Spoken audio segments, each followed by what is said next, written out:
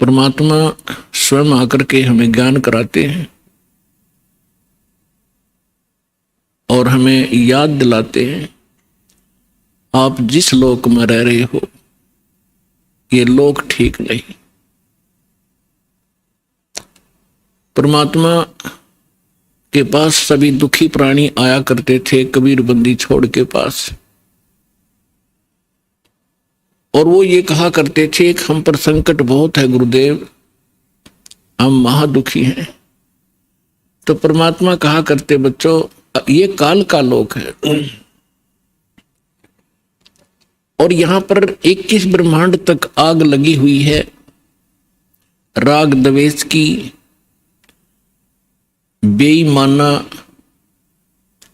और काम क्रोध मोह लोभ अहंकार की आग में सभी जल रहे हैं। यहां कोई प्राणी सुखी नहीं है। आप ये मानते हो कि मैं रोग मुक्त हो जाऊंगा तो मैं सुखी हो जाऊंगा। जो निरोग हैं उनसे मिलिए जाकर के, उनको ना जाने कितनी और टेंशन पाएंगी जिनको आप सुखी मानते हो, क्योंकि जो निर्धन है वो सोचता है कि ये पैसे वाले सेठ साहूकार ये सुखी होंगे। जहां माया का समावेश है पुण्यात्माओं, स्वप्न में सुख नहीं हो सकता। यह भूल है प्राणी का, क्योंकि जब तक हम उस आग में नहीं गिरते तब तक हमें ऐसे लगता है शीतल होगी। और सेठ ये सोचते हैं कि राजा लोग सुखी होंगे, हमें सुख नाम की वस्तु नहीं। क्योंकि सेठ वैसे नहीं बनता, उसने कोई तिगड़मबाजी करनी ही पड़ती है। उसके पास 20-30 लाख रुपए हैं तो 50 लाख रुपए का काम उसने आगे फिर से ऑन लोन ऋण लेकर शुरू करना पड़ेगा, तभी वो सेठ होने की सोचेगा। और वो 50 लाख का लोन ले लिया, बिजनेस ठीक चला नहीं, अब 20 लाख वो गए और 30 लाख 50 लाख का लोन गया। वो सेठ उस टेंशन के अंदर अपना जीवन व्यतीत कर रहा होता है। फिर सोचता है अब दूसरा बिजनेस करता हूं।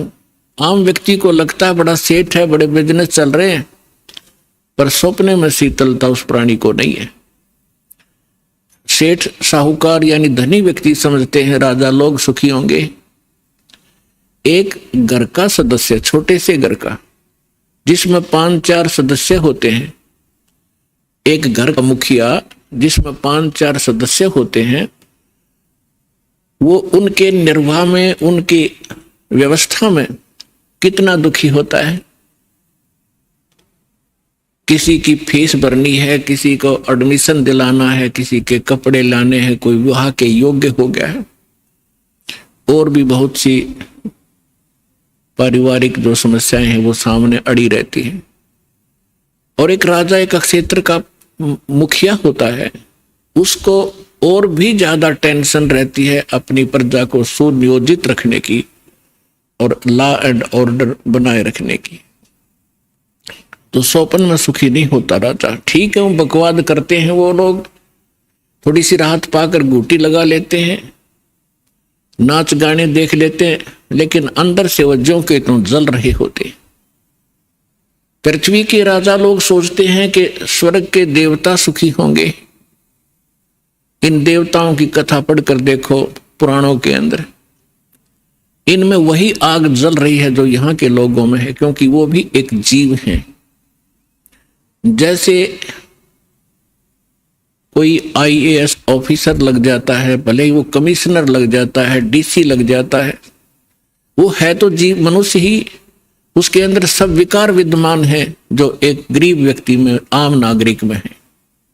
काम क्रोध मोह लोभ अहंकार, उससे भी वो सड़ रहा है। बेसिक वो अधिकारी बन गया है, साहब बन गया है, लेकिन उसके ऊपर जो आपदाएं हैं, प्राकृतिक दुख हैं, ज्यों के त्यों बने हुए हैं। इसी प्रकार वो देव समझो, और देवता लोग समझते हैं कि इंद्र सुखी होगा, वो देवताओं का राजा है। इंद्र की कथा पढ़कर देखो कितनी बार राजा इंद्र जो है राक्षसों के साथ युद्ध में हार जाते हैं, जंगलों में समय व्यतीत करते हैं, और फिर क्या होता है, इंद्र का राज भोग के, इंद्र के राज को यानी अपना समय पूरा करके देवताओं का राजा, स्वर्ग का राजा मृत्यु को प्राप्त होता है, और मृत्यु के उपरांत वो गधे की योनि से 84 लाख योनियों को प्रारंभ करता है। तो परमात्मा कबीर जी बताया करते थे, भाई तन दर सुखिया कोई ना देखा, जो देखा सो दुखिया हो, उदय अस्त की बात करते हैं, मन सबका किया विवेक का हो, सबका किया विवेक का हो। तन दर सुखिया कोई ना देखा, जो देखा सो दुखिया हो, उदय अस्त की बात करते हैं, मन सबका किया विवेक का हो, सबका किया विवेक का हो। भाई घाटे बाधे सब जग दुखिया, के गृहस्थी बैरागी हो, घाटे बाधे सब जग दुखिया, के गृहस्थी बैरागी हो, सुख देव ने दुख के डर से गर्भ में माया त्यागी हो, गर्भ में माया त्यागी हो। तंदर सुखिया कोई ना देखा, जो देखा सो दुखिया हो, उदय अस्त की बात करते हैं, मन सबका किया विवेक का हो, सबका किया विवेक का हो। भाई जंगम दुखिया, ये जोगी ही दुखिया, तपस्वी को दुख दूना हो, जंगम दुखिया, जोगी दुखिया, तपस्वी को दुख दूना हो, आशा तृष्णा सब में व्यापे, कोई महल ना सुना हो, कोई महल ना सुना हो। तंदर सुखिया कोई ना देखा, जो देखा सो दुखिया हो, उदय अस्त की बात करते हैं, मन सबका किया विवेक का हो, सबका किया विवेक का हो। भाई साच कहूं तो ये जग न माने, पर झूठ कही ना जाई हो, साच कहूं तो ये जग न माने, पर झूठ कही ना जाई हो, ये ब्रह्मा विष्णु शिव जी दुखिया, जिन ये राह चलाई हो, जिन ये राह चलाई हो। तन दर सुखिया कोई ना देखा, जो देखा सो दुखिया हो, उदय अस्त की बात करते हैं, मन सबका किया विवेक का हो, सबका किया विवेक का हो। भाई सूरपति दुखिया भूपति दुखिया, ये रंग दुखी बपरीती हो, सूरपति दुखिया भूपति दुखिया, रंग दुखी बपरीती हो, कहे कबीर और से भी दुखिया, एक संत सुखी मन जीती हो, संत सुखी मन जीती हो। तंदर सुखिया कोई ना देखा, जो देखा सो दुखिया हो, उदय अस्त की बात करते हैं, मन सबका किया विवेक का हो, सबका किया विवेक का हो।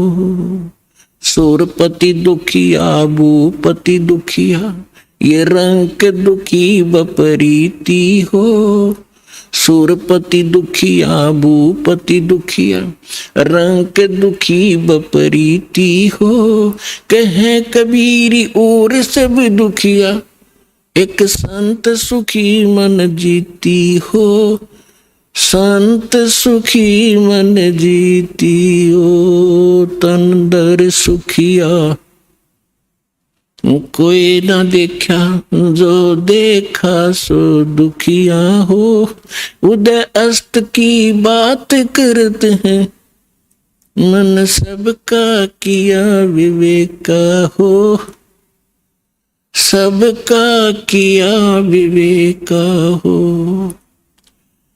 अब परमात्मा कबीर जी बताया करते थे, बच्चों जिस लोक में आप रह रहे हो यहां सुख नाम की वस्तु नहीं है। इस झूठे सुख को ही आपने सुख मान लिया, हल्के दुख को आप सुख मान बैठे हो, अन्य की तुलना में आप पर कम आपत्ति है, आप उसे सुख मान बैठे हो। इस 21 ब्रह्मांड में सुख नाम की चीज नहीं है। क्या बताते हैं परमात्मा कि भाई घाटे बाद सब जग दुखिया, और के गृहस्थी बैरागी हो। अपने आत्माओं, हमारा दुर्भाग्य रहा कि हमें ऐसे नकली गुरु धर्म गुरु प्राप्त हुए जिनको अपने सिलेबस का भी ज्ञान नहीं। वो टीचर कौन से खाते के। वैसे तो ये वर्ण बाद में बने हैं, हम सभी एक ही थे, ना कोई ब्राह्मण था, ना क्षत्रिय, ना शूद्र, ना वैसे, सभी भाई बहन थे। फिर इन्होंने अपने वर्क डिवाइड कर लिए। एक भाई ने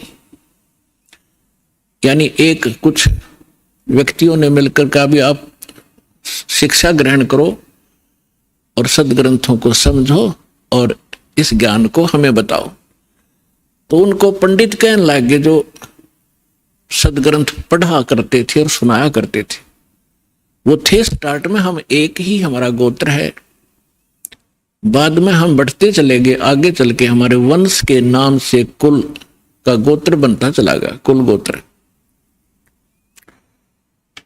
तो उनको जो पंडित बने उनको पूरी छूट दे दी कि हम तुम्हें तुम्हारा सारे परिवार का खर्चा भी देंगे पूजा रूप में, आप इन सदग्रंथों को पढ़िए और हमें बताओ।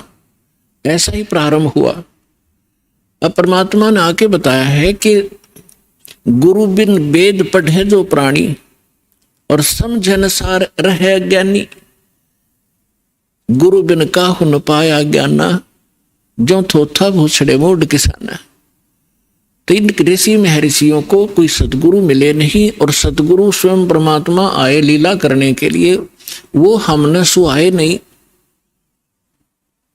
जैसे क्या होता है, जैसे किसी ने थोड़ा सा बोलन की शैली ठीक कर ली और 10-20 श्लोक गोट लिए, वेद या गीता या कोई वाणी पढ़ ली किसी संत की, तो आम स्थान पर खड़ा होकर वो 100-200 व्यक्तियों को प्रभावित कर सकता है अपने प्रवचन के बोलने की शैली से, लेकिन उसके पास कख नहीं है। जब तक सदग्रंथों का संपूर्ण ज्ञान ना हो और कंप्लीट वे ऑफ वर्शिप यानी पूर्ण भक्ति विधि ना हो, तो ज्ञान भी एक आने का नहीं। परमात्मा कहते हैं गोरख से ज्ञानी गणेश सुख दे जति जहान, और सीता सी गो भारिया संत दूर स्थान। फिर परमात्मा कहते हैं कि श्रोता कोट अनंत है और वक्ता कोट अनंत और दानी कोट अनंत है, पर बिरले साधु संत। तो जो प्रसंग चल रहा है कि परमात्मा हमें बताया करते थे, वो स्वयं आकर के ज्ञान दिया करते थे, तो हमें आज तक ज्ञान प्राप्त ही नहीं था। हमने इस झूठे सुख को सुख मान लिया। जैसे एक व्यक्ति के 3 पुत्रों में से एक की मृत्यु होगी, अब पुत्र मरो चाहे पुत्री, पत्नी मरो चाहे पति, दुख तो भारी होता है।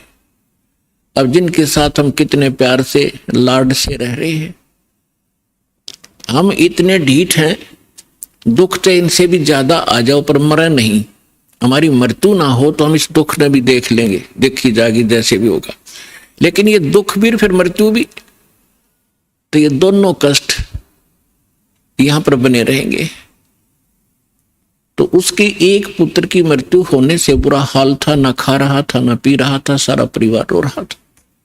शोक व्यक्त करने के लिए कुछ व्यक्ति जाते हैं, उनमें से एक व्यक्ति ऐसा था जिसका एक ही पुत्र था, वही मृत्यु को प्राप्त हो चुका था कई वर्ष पूर्व।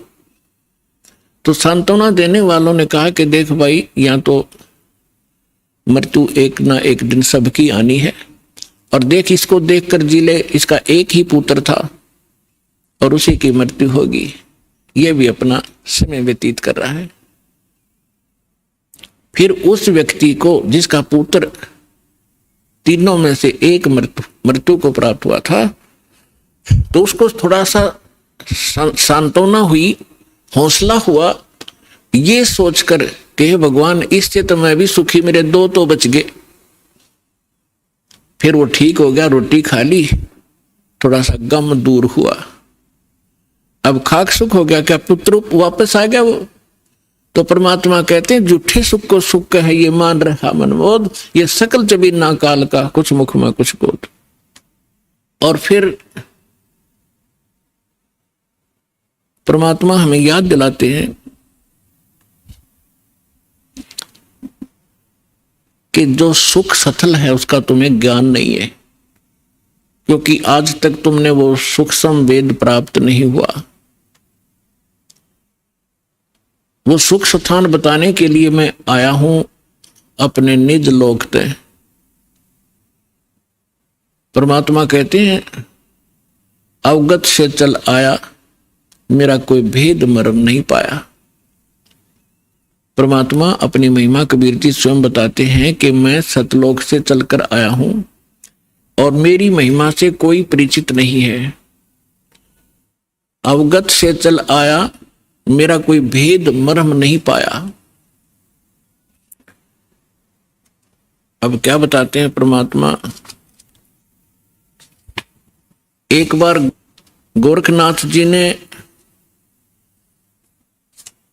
रामानंद जी, स्वामी रामानंद जी आचार्य जी को आध्यात्मिक गोष्ठी के लिए पुकारा, बुलाया, आमंत्रित किया, ललकारा। अब रामानंद जी वैसे तो विद्वान माने जाते थे, गीता वेद घोट रखे थे उसने, कंठस्थ याद थे मंत्र सभी, लेकिन वो सिद्धि नहीं थी उनके पास। और ये नाथ जो होते हैं तपस्वी होते हैं, ये हठ योग करते रहते हैं। हठ योग से कुछ सिद्धियां आ जाती हैं जो इस मानव शरीर की और इस भक्ति के नाशक होती है। आम व्यक्ति ये सोचता है कि इसने बहुत बड़ी उपलब्धि कर रखी है, सिद्धि प्राप्त करके कोई आकाश में उड़ जाता है और कोई किसी को दुआ बद्दुआ देकर दुखी सुखी कर देता है, थोड़ा बहुत अपनी पूंजी तय, फिर स्वयं कंगाल हो जाता है। तो ये सब ड्रामेबाजी थी। तो गोरखनाथ जी ने स्वामी रामानंद जी से कहा कि आइए हमारे साथ गोष्ठी कीजिए। रामानंद जी चिंतित हो गए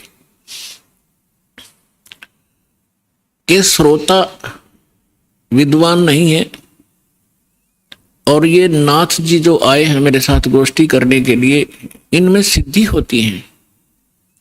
इन सिद्धियों को देखकर जनता उनको विजयी घोषित कर देगी और मेरी बेइज्जती होगी।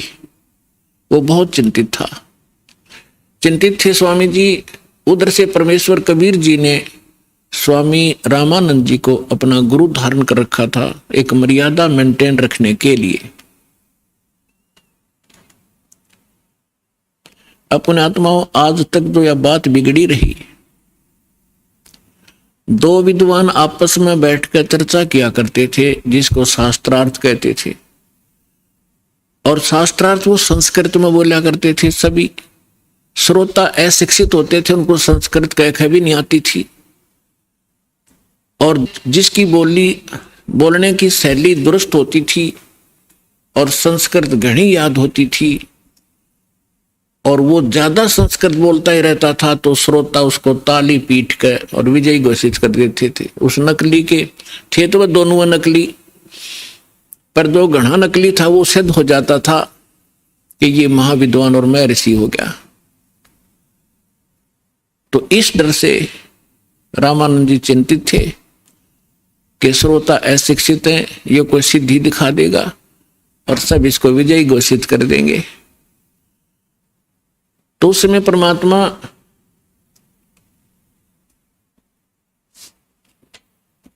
कबीर जी जब अपने गुरुदेव के आश्रम में पहुंचे,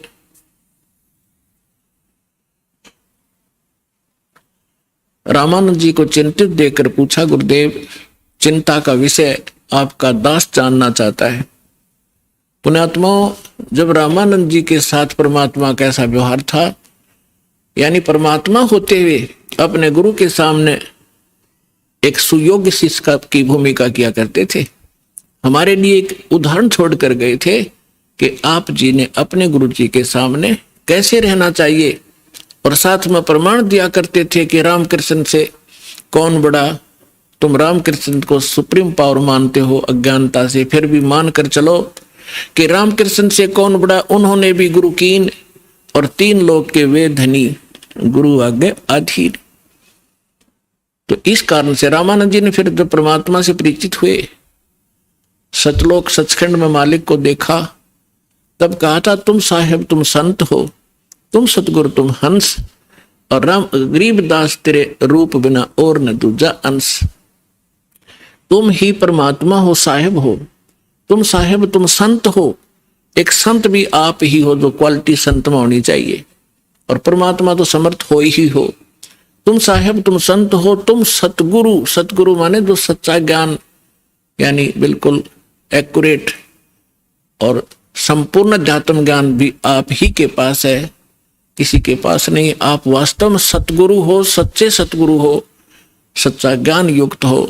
और तुम साहेब तुम संत हो, तुम सतगुरु तुम हंस। हंस माने एक नेक आत्मा, एक सुयोग्य शिष्य भी आप ही हो। तो परमात्मा ने कहा, क्या आपका दास चिंता का कारण जान सकता है? तब स्वामी जी के साथ बैठे और भी बहुत से ब्राह्मण ऋषि थे। उन्होंने बताया कि ऐसे कोई नाथ जी आए हैं, उन्होंने स्वामी जी से गोष्ठी करने को कहा है, और नहीं तो जो नहीं गोष्ठी के लिए आएगा तो हार मान ली जाएगी। और दूसरी कंडीशन ये रखी है कि जो हार जाएगा वो जीतने वाले का सह अनुयायी शिष्य बनेगा। तब स्वामी जी ने कहा कि हे भगवान, वो नाथ सिद्धि युक्त है, वो सिद्धि का ड्रामा दिखाएगा, जनता उसकी वाह वाह कर देगी और हमारा मिशन फेल होगा। मुझे चिंता ये खा रही है।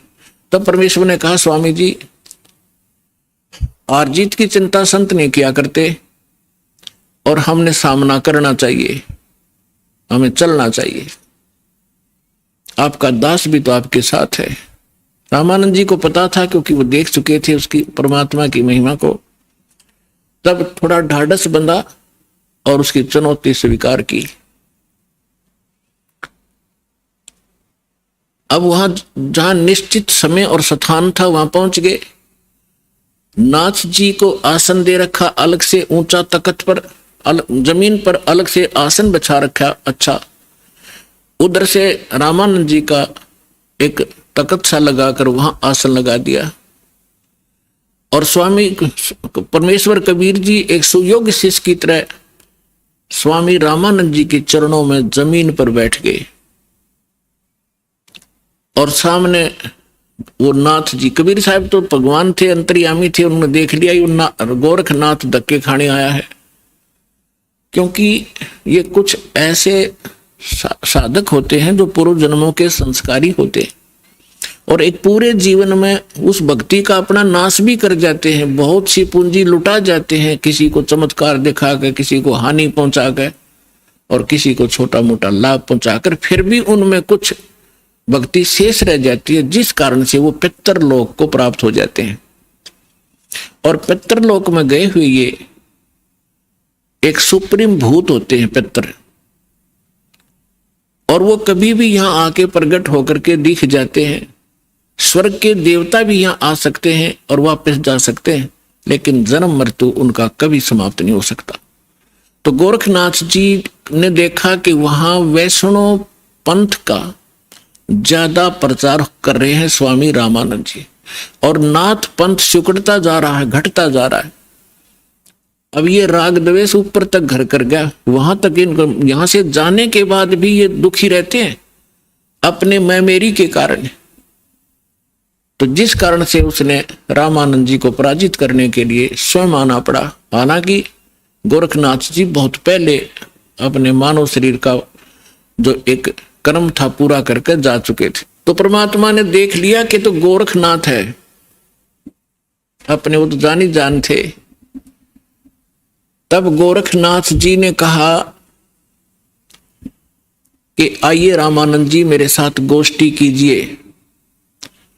तब परमात्मा एक बालक थे छोटे से 10-12 वर्ष की आयु के, कि लीला कर रहे थे। उस समय जब गोरखनाथ जी गोष्ठी करने के लिए आए थे, तब परमात्मा खड़े हुए कबीर जी और कहा कि नाथ जी पहले मेरे से गोष्ठी कीजिए और बाद में मेरे सतगुरु से बात कीजिए। मेरे से निमट ले पहले, फिर करना गुरु जी से बात करना। आप गोरखनाथ जी इस बात से बड़ा दुखी हुआ कि अरे कबीर, तू छोटा सा बालक, तेरी आयु क्या है और तू गोष्ठी करेगा मेरे साथ? पता है मैं कौन हूं? कबीर साहब ने बता दिया कि मुझे मालूम आप कौन हो, आप गोरखनाथ हैं। इस बात से उसको बड़ा झटका लगा कि छोटे से बालक ने मुझे पहचान लिया।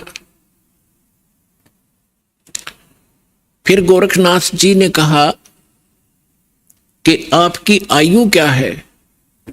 परमात्मा बोले कि सबसे बड़ा मूर्ख वो है जो मेरी आयु मुझे बालक बता रहा है। गोरखनाथ जी सुन रहे थे, अंदर से दुखी भी खूब हो रहे थे कि ये मुझे मूर्ख भी बताने की चेष्टा कर रहा है। तो क्या बताते हैं?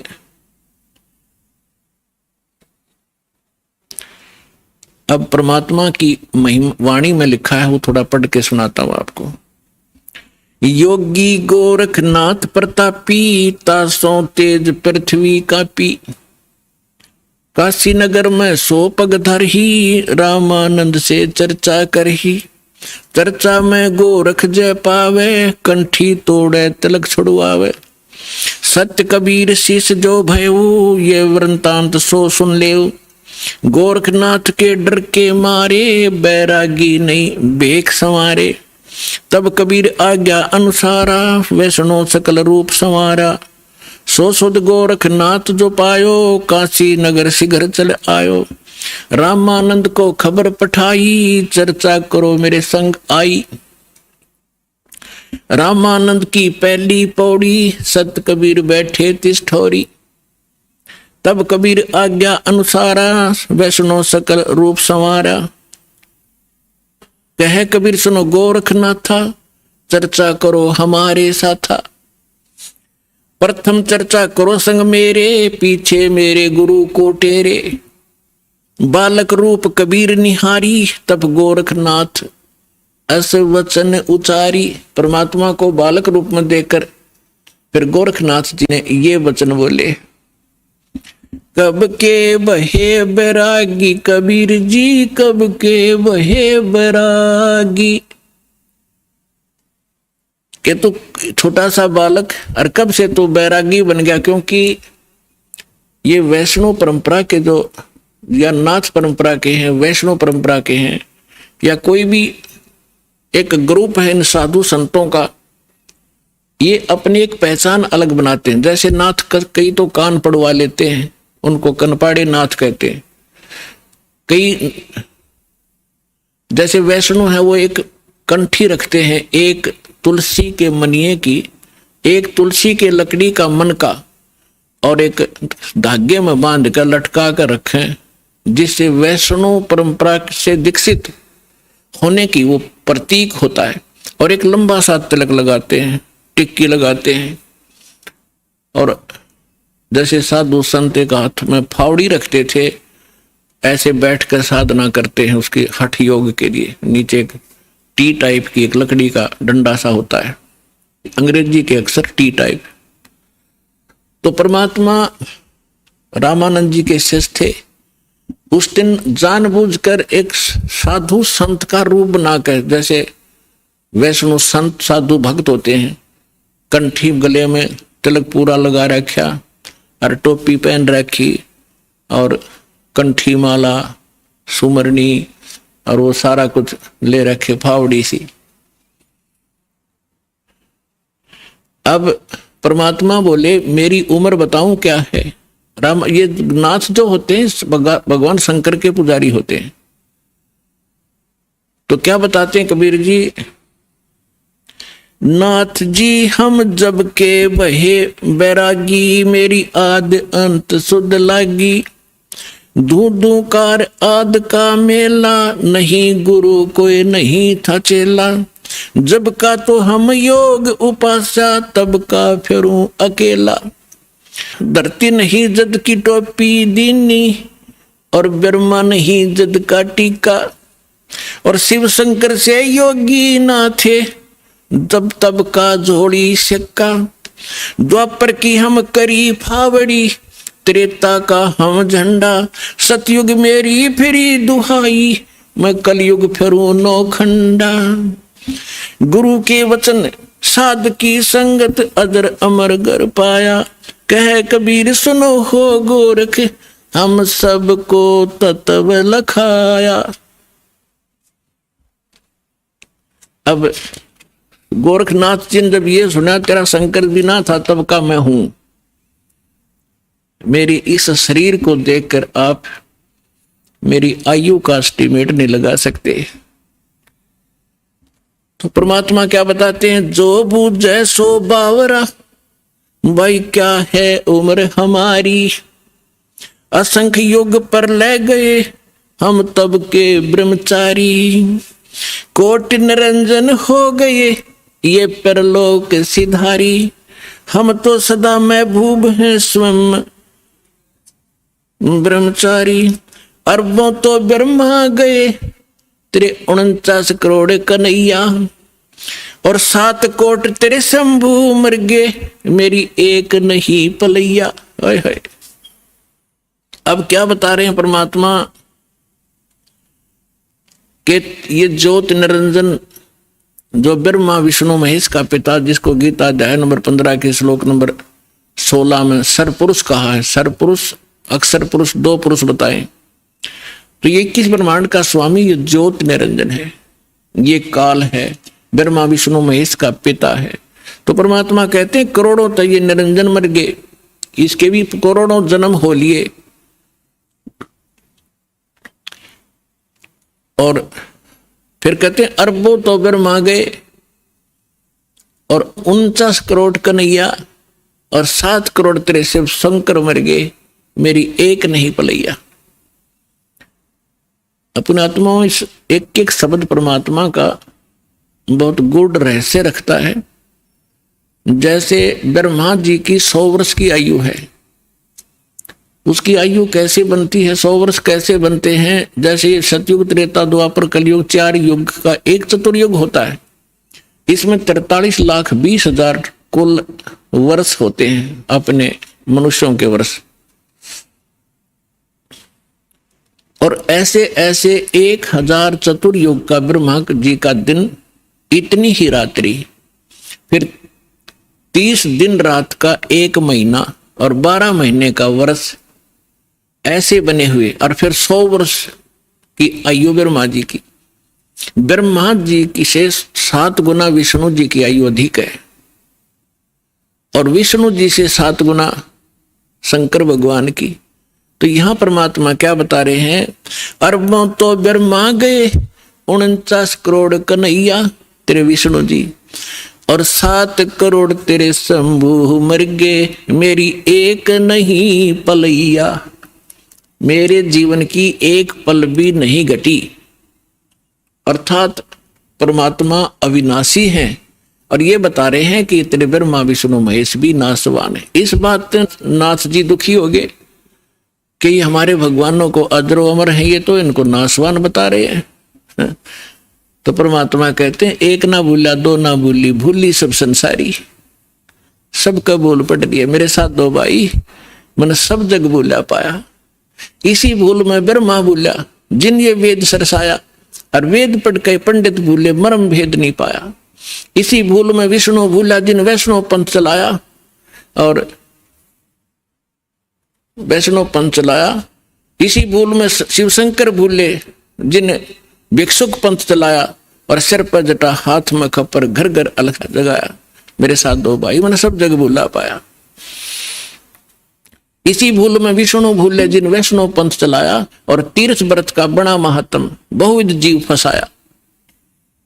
तो यहां गोरखनाथ जी को परमात्मा बता रहे हैं कि अरबों तो ब्रह्मा गए, ये 49 करोड़ कन्हैया, 7 करोड़ तेरे शंभू मर गए, मेरी एक नहीं पलैया। कोटिन नारद हो गए ये मोहम्मद से चारी, देवताओं की गिनती नहीं क्या सृष्टि बिचारी। नहीं बूढ़ा, कहते ना मैं बूढ़ा ना बालक, और ना कोई बाट भिखारी। ना बूढ़ा ना ही बालक, ना कोई भाट भिखारी। कहे कबीर सुनो हो गोरख, ये सुन ले उम्र हमारी। मैं ना बालक हूं, ना मैं वृद्ध हूं, ना कोई भाट भिखारी हूं, और ये मेरी महिमा तेरे को मैंने बता दी, मैं ये हूं। अब गोरखनाथ जी को बड़ा दुख हुआ, इज्जत का नाश हो गया कि छोटा सा बालक और इतना बड़बड़ बोल रहा है। इनके पास एक हल्दी की गांठ थी, उसके पास सिद्धि की। गोरखनाथ जी ने अपने आसन के साथ में त्रिशूल गाड़ रखा था। एक ऊपर 3 एरो से होते हैं, और नीचे से वो एक पाइप सी, नीचे फिर एक नुकीला सा सिरा होता, उसको जमीन में गाड़ के आसन के साथ रखा हुआ था। 6-7 फुट ऊंचा त्रिशूल। गोरखनाथ जी ने कहा कि यदि तू मेरे साथ वार्ता करना चाहता है कबीर जी, तो आइए मेरे समान आसन में आ जाइए। नाथ जी वहां से उठे जमीन से, ऐसे आसन पद्म लगाकर बैठे थे। आसन पद्म लगाए लगाए ऊपर उठ गए और त्रिशूल के ऊपर जाकर विराजमान हो गए। हाँ, ये देखिएगा, ये त्रिशूल पर बैठे हैं। फिर परमात्मा ने क्या लीला की कि कबीर जी ने कहा कि गोरखनाथ जी, आपकी और हमारी बात ज्ञान चर्चा की थी, गोष्ठीकरण की थी। ये बाजीगर वाला काम हम नहीं जानते, और ना ये पसंद है, ना ये दातम मार्ग में इसकी कोई वैल्यू है। आप नीचे बैठ के और चर्चा करता कि जनता को पता चले सच्चाई का। तो गोरखनाथ जी कहते हैं तुम्हारे पास कोई है तो आइए मेरे समान बैठकर चर्चा कीजिए, नहीं तो हार स्वीकार कर लीजिए। अब उनके पास तो एक दाव था यो। तो परमात्मा बोले अच्छा ठीक है। कबीर साहब बचपन से ही जुलाहे का काम करने लगे थे, और जेब में एक चरखे के ऊपर ये माताएं काटा करती थी। एक रील बन जाया करती, इतनी मोटी कच्चे धागे की, 100-150 फुट लंबा तार होता था उसका। उसी से सूत कपड़ा बनाया करते थे भगवान। वह कुकड़ी बोल रहे, हमारे देसी हरियाणा के अंदर कुकड़ी बोल रहे हैं, उसने कच्चे धागे वाली कुकड़ी। वह कुकड़ी निकाली जेब मत, वह रील धागे की, और एक सिरा पकड़ लिया और उसको ऐसे छटक दिया परमात्मा ने। वो धागा सीधा खड़ा होगा, स्ट्रेट परपेंडिकुलर, 150 फुट उसका अंतिम सिरा आकाश में, 150 फुट पर। परमात्मा वहां से उठे और उस धागे के अंतिम सिरे पर जाकर बैठ के 150 फुट ऊपर। अब गोरखनाथ जी से कहा कि नाथ जी आइए, राजा मेरे बराबर में बैठ कर चर्चा कराएंगे, यहां आ जाइए। अपने आत्माओं, ऐसी बात नहीं थी कि गोरखनाथ जी आकाश में और ऊपर नहीं जा सकते थे, वो तो और ऊपर भी जाते थे, स्वर्ग में भी, उस पितरलोक में भी चले जाते थे। लेकिन समर्थ के सामने सिद्धियां समाप्त हो जाती हैं। जैसे ये घड़ी बना रखी है, अब इसकी सिद्धि बना दी कारीगर ने, इंजीनियर ने, कि ये अपने आप चल घूम रही है और इसके सामने चुंबक खड़ा कर दो 1 फुट दूर, ये जाम हो जाएगी, आगे नहीं सरकेगी, वहीं खड़ी हो जाएगी। तो वो समर्थ आ बैठे, उसी से प्राप्त करके छोटी मोटी खिलौने खेल रहे होते हैं और प्रभु पाक जाते हैं। उस परमात्मा ने उसकी सारी सिद्धि कैंसिल कर दी। उठना चाहा था ऊपर को और जमीन पर ऐसे गड़क धर्म देसी, सारा शरीर बोला, जान गया गोरखनाथ कि आज तेरी सिद्धि नहीं काम करेगी। अब गोरखनाथ ऐसे बैठा जैसे पैरालाइसिस हो जाता है इंसान को, टस मस नहीं हो पा रहा। तब गोरखनाथ जी ने कहा कि आ जाओ कबीर जी, नीचे आ जाओ, अब मैं समझ गया आपको, अब चर्चा करेंगे। तब परमात्मा ने उनको ज्ञान समझाया कि ये बालका के ड्रामे मोक्ष मार्ग नहीं है। कहते जंतर मंत्र जोग निभाई, काल चक्र जम जोरा खाई, तुम हो जम की फर्दी माही। कहते हैं गोरखनाथ सिद्धि में फूल्या, गोरखनाथ सिद्धि में भूल्या और टूणे टामण हांड फूल्या, जंतर मंत्र जोग निभाई और काल चक्र जम जोरा खाई, तुम हो जम की फर्दी माही।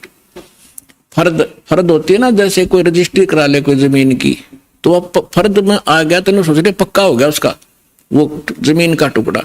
तो परमात्मा कहते हैं तुम तो इस काल की फर्द में चढ़ रहे हो, काल के पक्के दूत बन गए, औरों को भगा रहे हो। अब समर्थ सामने बैठा, गोरखनाथ जी को अपनी सिद्धि पे इतना अभिमान था, कोई इसके सामने टिकने वाला नहीं था। एक बार अपने गुरुदेव के कहने से कोई चिंता थी उनको, लंबी कहानी वो हट फिर से बताएंगे। एक पहाड़ को सोना बना दिया था सिद्धि से, पहाड़ को सोना, और अपने गुरुदेव के टुकड़े हुए शरीर को जीवित कर दिया था। ऐसी सिद्धि थी।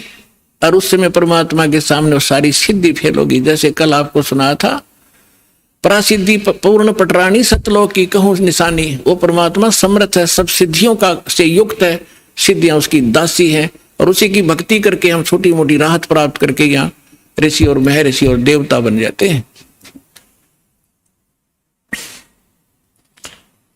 तब गोरखनाथ जी ने काफी कुछ समझा, लेकिन यो मन जल्दी से हार नहीं मानता।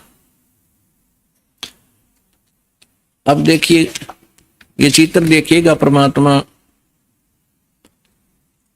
गोरखनाथ जी त्रिशूल पर बैठे हैं और परमात्मा ने फिर धागा फेंका ऊपर, उसके ऊपर के सिरे पर बैठ के जाके। अब ये चित्र में बहुत कम दिखाई दे रहा है, लेकिन ये बहुत बड़े, ये बनाया नहीं जा सका इतना ऊंचा, तो कबीर साहब बहुत ऊपर थे। तो गोरखनाथ जी ने कहा कि भगवान मैं एक जांच और करूंगा आपकी।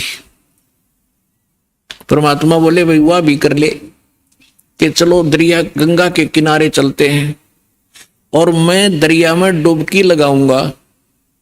यदि आप मुझे खोज लोगे दरिया में तो मैं आपका शिष्य बन जाऊंगा। परमात्मा बोले चल भाई। दरिया गंगा के किनारे बैठ के जाके गोरखनाथ जी ने गंगा में छलांग लगा दी और मछली बन गई। वहां सैकड़ों हजारों मछलियां और थी। परमात्मा ने अंदर गए और पकड़ के वाए मछली, जिस गोरखनाथ पकड़ के टीटी बाहर बैठा दिया, गोरखनाथ बना के चरणों में गिर गया, पैर पकड़ लिए गोरखनाथ जी ने कि सचमुच आप समर्थ हैं।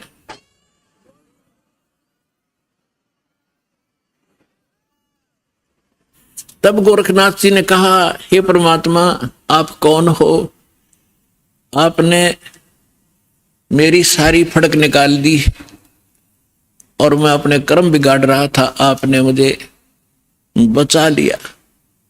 पुण्यात्माओं, ये मन है ना, ये काल का दूत है। आत्मा परमात्मा का अंश है। जब परमात्मा वहां खड़े थे, मन भाग गया, आत्मा रोए थी गोरखनाथ की।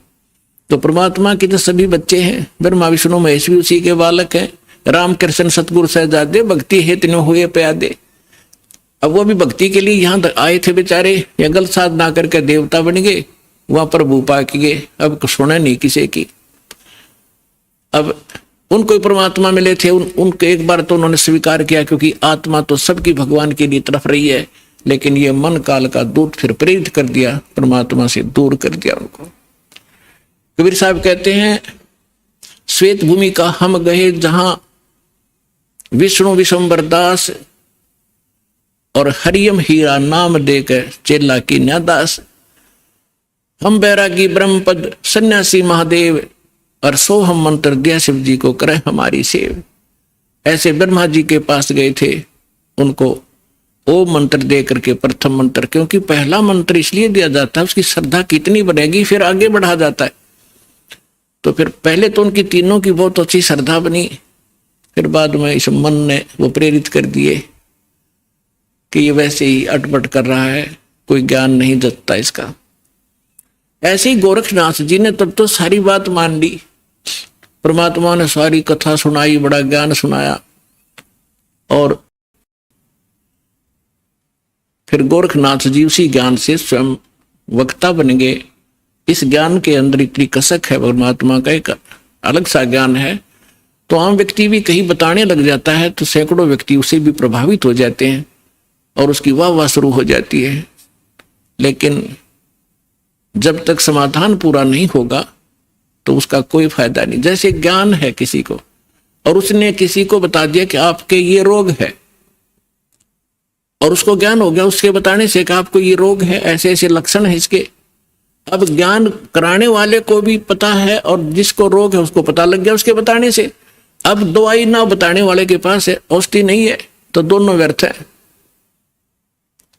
तो संत ज्ञान भी हो और उसके पास कंप्लीट कोर्स हो, तो उस ज्ञान से तो जानकारी होती है, समाधान से वो साधना से वो समाधान होता है। समाधान नहीं तो ज्ञान एक आने का नहीं, यूजलेस है वो ज्ञान।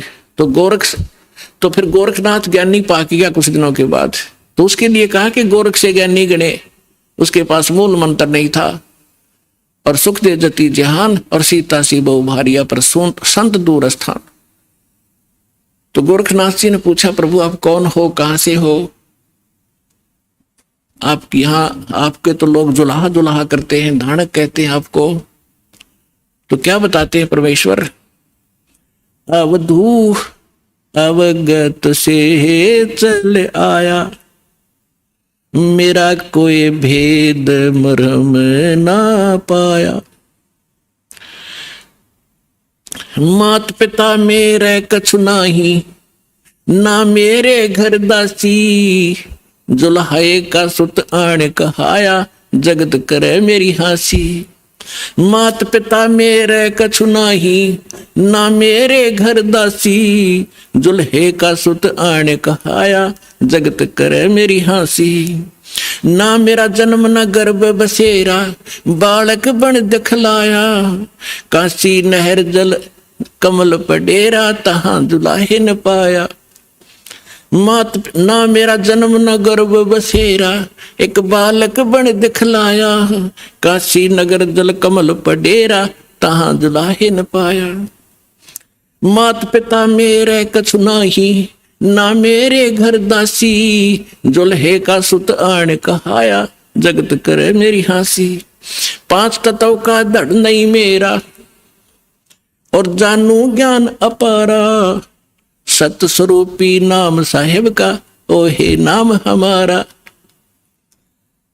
अदर दीप गगन गुफा में, ता निज वस्तु सारा, ज्योत स्वरूपी तेरा अलख निरंजन, वो दरता ध्यान हमारा।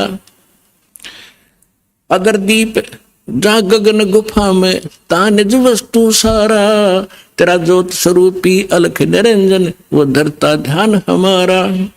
हाड चाम लहू ना मेरे, मैं हूं सतनाम उपासी, तारण तरण अव्यय पद दाता, मैं हूं कबीर अविनाशी। अब क्या बताते हैं परमात्मा कि ना तो मेरा कोई जन्म हुआ, ना मैं किसी मां के गर्भ में रहा, मैं स्वयं ही अपने सतलोक से चल कर आकर के एक बालक रूप धारण करके कमल के फूल पर, तालाब में, सरोवर में विद्यमान हुआ। वहां से मुझे एक दुल्हा लेकर यहाँ आए, जिस कारण से मैं दुल्हा कहा। मात पिता मेरा कुछ नाही, अन्ना मेरे गरदासी, मैंने कोई पत्नी स्वीकार नहीं की। और दुल्हे का सुख आण कहा, जगत करे मेरी आसी। फिर क्या बताते हैं कि 5 तत्वों का धड़ नहीं मेरा, यह शरीर तुम्हारे जैसा नहीं है मेरा। और जानू ज्ञान अपारा, तेरा ज्योत स्वरूपी अलख निरंजन, वह धरता ध्यान हमारा। हाड चाम लहू ना मेरे, हूं सतनाम उपासी। और तारण तरण अभय पद दाता, मैं हूं कबीर अविनाशी। तो पुण्यात्माओं, परमात्मा की महिमा स्वयं आकर उन्होंने बताई कि मैं ना तो जन्म लेता हूं और ना ही मेरा कोई माता पिता है, मैं अवगत से चल आया, मेरा भेद मर्म ना पाया। तो परमात्मा को ना समझकर ना जानकर हम उस लाल की महिमा से अपरिचित होने के कारण अभी तक हम इन अन उपासना करके कंकर पत्थर इकट्ठे करके ये सोच रहे थे कि हमने बहुत गना भक्ति धन इकट्ठा कर लिया। तो जो प्रसंग चल रहा है उसी पर आते हैं कि हमारे जितने भी धर्म गुरु थे ये पूर्ण रूप से अज्ञानी थे, हमें तत्व ज्ञान नहीं बता पाए। और परमात्मा इस ज्ञान को हमें बताने के लिए आए थे, इन्होंने परमात्मा के उस ज्ञान को हम तक पहुंचने नहीं दिया। और परमेश्वर को एक धानक, एक दुल्हा, एक शूद्र, अशिक्षित, अनपढ़, अंगूठा छाप और देवी देवताओं का आलोचक इतना बदनाम कर दिया कि उस समय के हमारे पूर्वज परमात्मा से अंदर से नफरत किया करते थे कि ये हमारे देवी देवताओं के बारे में ऊट पटांग कहता है। तो परमात्मा कहते हैं, सच कहूं तो जग ना माने, पर झूठ कही ना जाई हो। ये ब्रह्मा विष्णु शिव जी दुखिया, जिन ये राह चलाई हो। अब पुण्यात्मा, परमात्मा ने बताया है कि संसार के अंदर कोई प्राणी सुखी नहीं है। आप दूसरे के दुख से अपने हल्के दुख को और सुख मान बैठे। सुख की आपको कभी छींट भी नहीं लगी है, जिस कारण से आप उस सुख से अपरिचित हैं। और जो साधना आपने करनी चाहिए वो साधना ना करके आप भक्ति के अंदर निर्धन बने हुए हो। एक एक पैसे के लिए ना जाने कहां कहां भटकते हो, विदेशों में जाते हो। किस लिए?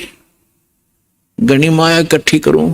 और क्या करोगे उस माया का? कोठी बनाऊंगा, कार लूंगा, लड़के लड़की का ब्याह करूंगा, लाखों रुपये खर्चा करूंगा, सारी उम्र कर्म फोड़े और सारा जीवन धन जोड़े, 1 मिनट में मृत्यु हो जाए वहीं छोड़े, आगे गधा और कुत्ता बनकर वहीं गलियों में दौड़े। तो खाक है ये जीवन। तो बिना ज्ञान के हम डले ढो रहे थे। तो क्या बताते हैं परमात्मा अपनी लीला अनुसार प्रत्येक युग में आते हैं और जैसा कि उनकी लीला है परमात्मा की,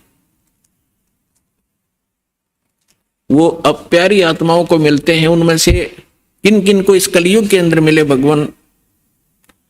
आदरणीय धर्मदास साहिब जी को, आदरणीय मुल्कदास साहिब जी को, आदरणीय नानक साहिब जी को, आदरणीय दादू दास साहिब जी को, आदरणीय गरीबदास साहिब जी गांव सुनानी जिला झज्जर वाले को,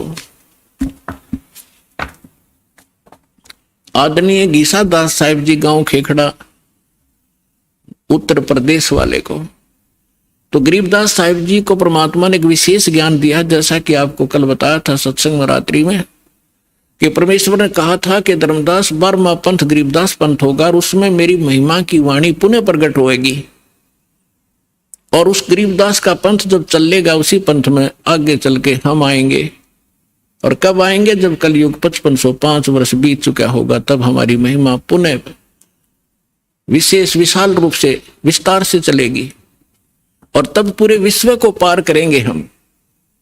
तो गरीबदास जी ने परमात्मा के विषय में जानकारी के बाद क्या कहा है? मत दे दी है बालम याणे नू, मत दे दी है बालम याणे नू, मत दे दी है बालम याणे नू, मत दे दी है बालम याणे नू। जब ज्ञान हुआ परमात्मा के संपर्क में आने से, सचखंड देखा, भगवान के साथ रहे गरीबदास जी, ऊपर के सारे लोग देख कर आए। गरीबदास साहिब जी को गांव छुड़ाने, जिला झज्जर हरियाणा के अंदर खेतों में गऊ चरा रहे थे, 10 वर्ष के बालक थे। तब परमेश्वर अपने लीला अनुसार आए थे। दृढ़ भक्तों को, अच्छी आत्माओं को मिलते ही मिलते हैं, अपना ज्ञान सुनाते हैं। उनको वहां मिले, फिर सचखंड लेकर गए, सारे ब्रह्मांड दिखाए, ब्रह्मा विष्णु महेश की सतीथि से परिचित कराए। और धर्मराज जो यहाँ का न्यायाधीश है, परमात्मा उसके दरबार में पहुंचे। उस यहाँ के न्यायाधीश धर्मराज ने अपनी चेयर छोड़ दी, आसन छोड़कर खड़े हो गए, हाथ जोड़ के। पुण्यात्मा, अध्यात्म मार्ग एक ऐसा है, उसमें लोग दिखावा करने की आवश्यकता नहीं। जो समर्थ होगा उसके सामने वाले को तुरंत झटका लगेगा, वो समझ जाएगा कि ये प्रबल पावर है। तो एकदम हाथ जोड़कर खड़े हो गए। और कबीर साहब ऐसे खड़े हैं जैसे बड़ा अधिकारी छोटे अधिकारी को डांट लगाता है। तो गरीबदास जी ने बताया कि धर्मराज के दरबार में दी कबीर तलाक, मेरे भूले चूके हंस को तू पकड़िए मत कजाक। बोले पुरुष कबीर से धर्मराज कर जोड़, और तुम रे हंस ने पकड़ो नहीं मन 2 ही लाख करोड़। यानी अपने सामर्थ्य का प्रमाण दिया, जिसके सामने ब्रह्मा विष्णु महेश कांपते हैं धर्मराज के सामने, क्योंकि उनका भी अकाउंट वही रखता है।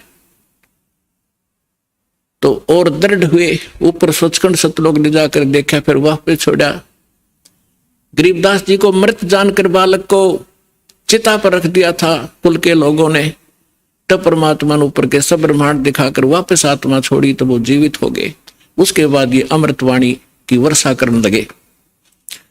तो ज्ञान हुआ जब कहते हैं आत्मा रो रही है कि हे परमात्मा, हम तो इस मन के साथ बांध दिए, ये अनाड़ी है, अच्छी वस्तु को ग्रहण नहीं करता, नकली की तब बता दे भाग्या जाएगा। अब किसी ने कह दिया आजा भजन कर ले, भक्ति कर ले, नो का टाइम नहीं, और उसको ये कह दे चल वहां सर्कस आ रहा देखेंगे, चल जब बरसात हो ले कि तरागनी कंपटीशन हो रहा, रात में भी जा खड़ा होगा वहां पर सांग सिनेमे में, तभी 3-3 4-4 घंटे लगा देगा। तो इस मन की आदत बकवाद करने की है, क्योंकि ये काल का एजेंट है, ये शुभ नहीं कर सकता, अशुभ करवाता है। तो अब आत्मा रो रही है। जब ज्ञान हुआ तो क्या कहती है, क्योंकि ये मन इसका कंट्रोलर बना दिया काल ने। और अब आत्मा क्या कह रही है, मैं तो दे दी है बालम याणे नू, मत दे दी है बालम याणे नू, मत तो दे दी, मत तो दे दी है बालम याणे नू, मत तो दे दी है बालम याणे नू।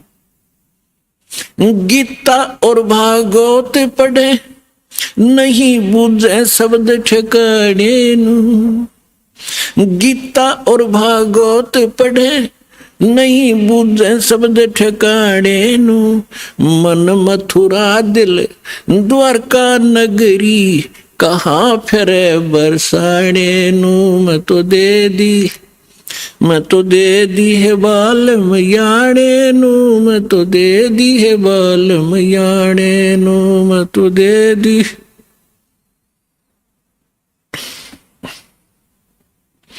जब फुरमान धनी का आवे को राखे घर जाने नू, जब फुरमान धनी का आवे को राखे घर जाने नू, जा सतगुरु का शरणा लीजे जो मेटे जम तलबाने नू, जा सतगुरु का शरणा लीजे जो मेटे जम तलबाने नू, मैं तो दे दी,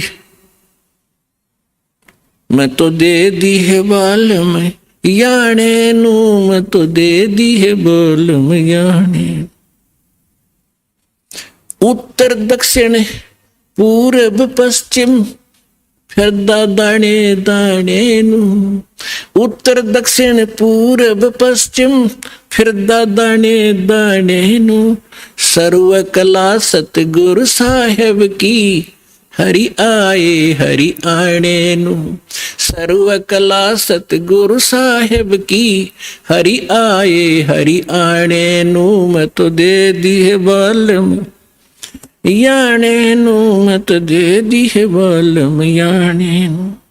जम किंकर का राज कठिन है, ये नहीं छोड़ राजा राणे नू, जम किंकर का राज कठिन है, नहीं छोड़ राजा राणे नू, या दुनिया दा जीवन झूठा तुम भूल गए मर जाने नू, या दुनिया दा जीवन झूठा तुम भूल गए मर जाने नू, मैं तो दे दी,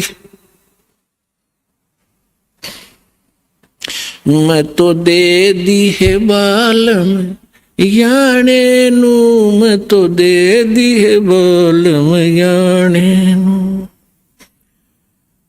शील संतोष विवेक विचारो, ये दूर करो जुल्माने नू, शील संतोष विवेक विचारो, दूर करो जुल्माने नू, ज्ञान दाराज ध्यान दी तुरिया, कोई जाने पान रसाने नू, मैं तो दे दी है बालम याने नू, मैं तो दे दी है बालम याने नू। महल कपाट सतगुरु ने खोले, अमी महारस खाने नू, महल कपाट सतगुरु ने खोले, अमी महारस खाने नू, गरीब दास सुन भंवर उड़ावे, गगन मंडल रम जाने नू, मैं तो दे दी याने नू, मैं तो दे दी है बालम याने। अब क्या बताते हैं आदरणीय गरीबदास साहिब जी परमात्मा से प्राप्त ज्ञान को हमारे लिए कैसे सुना रहे हैं, कैसे बताया उन्होंने। आत्मा कह रही है जब ज्ञान हो गया तो गरीबदास जी कहते हैं मैं तो दे दी बालम याने नू, याना माने बालक, बालक बुद्धि का व्यक्ति, अनजान बिल्कुल छोटी बुद्धि का, जैसे बालक की बुद्धि जिस सत्र की होती है, तो हमारे ऋषि महर्षियों की इस सत्र की बुद्धि थी, क्योंकि ये सब काल के अधीन थे। तो क्या बताते हैं, गीता और भागवत पढ़े ना बूझे शब्द ठिकाने नू, गीता और भागवत पढ़े नहीं बूझे शब्द ठिकाने नो, मन मथुरा दिल द्वारका नगरी, कहाँ फिरे बरसाने नो। अब क्या बताना चाहते हैं कि गीता खूब पढ़े, गीता के मर्मज कवावे, भागवत की कथा 7-7 दिन सुनावे, उस कथा के कहने से मोक्ष होगा, गीता के पढ़कर सुनाने से मोक्ष नहीं होगा। उसके अंदर जो मूल मंत्र लिखा है उसकी साधना करने से मोक्ष होगा। अब गीता और भागवत पढ़े न बुझे शब्द ठिकाने नु, यानी जो सही मंत्र है, गीता श्रीमद् भगवद गीता में ओनली 1 मंत्र है जो ब्रह्म साधना का है। 8वें अध्याय के 13वें श्लोक में गीता ज्ञानदाता ये ब्रह्म है, सरपुरुष ये काल है, ज्योति निरंजन 21 ब्रह्मांड का प्रभु ब्रह्मा विष्णु महेश का पिता है, श्री कृष्ण जी के अंदर प्रवेश करके बोल रहा है। इसकी ये ऐसी अटपट करता है, ये कहता है 4थे अध्याय के 5वें और 9 श्लोक में कहता, अर्जुन तेरे और मेरे बहुत जन्म हो चुके हैं, तू नहीं जानता मैं जानता हूं, और मेरे जन्म और कर्म अलौकिक हैं, अद्भुत है। तो ये सामने नहीं आता, इसने कसम खा रखी है, प्रतिज्ञा कर रखी है, मैं कभी किसी को अपने ओरिजिनल रूप में दर्शन नहीं दूंगा। तो ये क्या करता है, किसी में प्रवेश करके प्रेत की तरह जो कुछ करना करवाना उससे करवा जाता है और पाप उसके सिर पर धर देता है। तो यहां क्या कह रहा है वो, तो गीता अध्याय नंबर 8 के श्लोक नंबर 13 में कहा कि मेरा एक ओम अक्षर है, ओम इति एकाक्षरम ब्रह्म विहारण माम अनुस्मरण और ये प्रयाति तदन देहम सयाति परमाम गति, मेरा केवल एक ओम मंत्र है, नथिंग एल्स। और जो इस ओम नाम के जाप का अंतिम सांस तक, शरीर छोड़ने तक सिमरण करता हुआ, छोड़ता हुआ भी सिमरण करता हुआ जाता है, तो ओम से मिलने वाली परम गति यानी ब्रह्मलोक की प्राप्ति कर सकता है। गीता अध्याय नंबर 17 के श्लोक नंबर 23 में फिर इसने स्पष्ट कर दिया है कि उस सच्चिदानंद घन ब्रह्म की भक्ति का मुझे ज्ञान नहीं है, लेकिन सांकेतिक बताता हूं, वो 3 मंत्र का जाप है। ओम तत्सत इति निर्देश ब्रह्मण त्रिवेद समर्थ है, तो उसके पाने का ये 3 मंत्र का जाप है। तो यहां गरीबदास जी समझाना चाहते हैं, गीता और भागवत पढ़े न बुझे शब्द ठिकाने नु, ठिकाने माने जो सही मंत्र है, तो वो गीता का पाठ करें और कति कंठस्थ याद कर लें पूरे पूरे अध्याय, और जाप जप हरे कृष्ण कृष्ण कृष्ण हरे हरे राधे राधे श्याम मिला दे, कोई बात हुई है? फिर गीता किस लिए पढ़ रहे हो तुम? तो यहां परमात्मा कहा करते थे, मोती मुक्ता दर्शत नाही, ये जग है सब अंदरे, दिखत के तनैन चश्म इनके फिरा मोतिया बंदरे। किसी को मोतिया बिंद का रोग हो जाए, आंखों में आंख बड़ी साफ दिखाई देती है, जैसे किसी ने बहुत घना दिखता होगा, उसको दिखता कुछ नहीं। तो ऐसे ही विद्वान थे, संस्कृत के सब ग्रंथ के ग्रंथों को कंठस्थ याद कर लेते थे, लेकिन उसमें लिखा क्या है, उसमें मार्गदर्शन क्या है, इनको कख भी पता नहीं था। इसलिए परमात्मा ने कहा है कि दिखत के तन्नैन चश्म, दिख विद्वान और इनका फिरा मोतिया बिंद्रे। गीता के अंदर क्या लिखा है कि ओम नाम का जाप कर, और कुछ नहीं, बकवास छोड़ दे। 9वें अध्याय के 25वें श्लोक में गीता जी में कहा है कि भूत पूजने वाला भूत बनेगा, और पितर पूजने वाला पितरों को प्राप्त होगा, पितर बन जाएगा। देवताओं का पूजने वाला देवताओं के लोक में जाएगा, उनका नौकर लगेगा, और मेरा पुजारी मुझे प्राप्त होगा। और उस परमात्मा की भक्ति को संत बताएगा। 4 अध्याय के 34वें श्लोक में कहा है। तो ये श्राद्ध भी मना कर रखे, भूत पूजा है, श्राद्ध भूत पूजा है, पितृ पूजा है। अरे ये हमारे देवता या गुरु हमारे यही करवा रहे, हमारे से सारे भूत पूज के भूता बनवा दिए। अब परमात्मा ने सूक्ष्म वेद में बताया है कि राम रमय सो राम है, देव रमय सो देव, और भूत रमय सो भूत है, सुनो सकल सुरभेव। और ये हमें ये साधना करवा के हमारे पूर्वजों को मिट्टी में मिला दिया। अब क्या बताना चाहते हैं कि गीता और भागवत पढ़े, न बुझ शब्द ठिकाने नु, और मन मथुरा दिल द्वारका नगरी, कहा फिर बरसाने नु। देख कांडले द्वार रखे हमारे से। क्या कहते हैं, मथुरा में किस लिए जाते हो? कि भगवान श्री कृष्ण की यहाँ रज चरण की रज डली हुई थी, और वहां जाने से मोक्ष होगा। गोवर्धन पर्वत को परमात्मा ने उठाया था, उसकी परिक्रमा करो गिरिराज की, मोक्ष हो जाएगा। भले आदमियों, पहले तो ये सोचो कि गोवर्धन गिरिराज को किस लिए उठाया था श्री कृष्ण जी ने? वो श्री कृष्ण जी ने कहा था इन देवताओं की पूजा छोड़ दो, एक भगवान की भक्ति करो, जैसा श्री कृष्ण जी को ज्ञान था। और फिर इवन देवताओं के राजा इंद्र की भक्ति भी बंद करवा दी, उसकी कढ़ाई कराया करते हुआ बंद करवा दी। इंद्र को क्रोध हुआ, ब्रज को डबोना चाहा, तब परमात्मा को याद करके, क्योंकि रामकृष्ण सतगुरु शहजादे कबीर भगवान के बच्चे हैं ये भी, और हमसे ज्यादा शक्तिशाली हैं, बड़े भक्ति युक्त से तभी थे उच्च पद को प्राप्त है। तो परमात्मा इनकी भी मदद करता जब ये हृदय से पुकारते हैं। और परमात्मा यही चाहते हैं कि ये जो आन उपासना हटे। तो श्री कृष्ण जी ने वो इसलिए गिरिराज उठाया था कि आन उपासना, देवी देवताओं की भक्ति बंद कर दो। और ये हमारे गुरु ये फिर वही करवाने लग रहे जो श्री कृष्ण जी बना किया करते थे, खा के इनको ज्ञान। अब श्री कृष्ण जी उस मथुरा ने छोड़कर द्वारका में गए थे। अगर वही पवित्र धरती होती और वहीं से मोक्ष होता तो वो द्वारका क्यों गए? तो गरीबदास सूक्ष्म वेद में कहा है कि भूमि भरोसा डूब है और कल्पत है त्यों देव। इस भूमि के जो आधार से आप ये मान बैठे हो कि मथुरा में जाने से और जीव का कल्याण होगा, या काशी में ही मोक्ष प्राप्त होता है, या भूल है आपकी?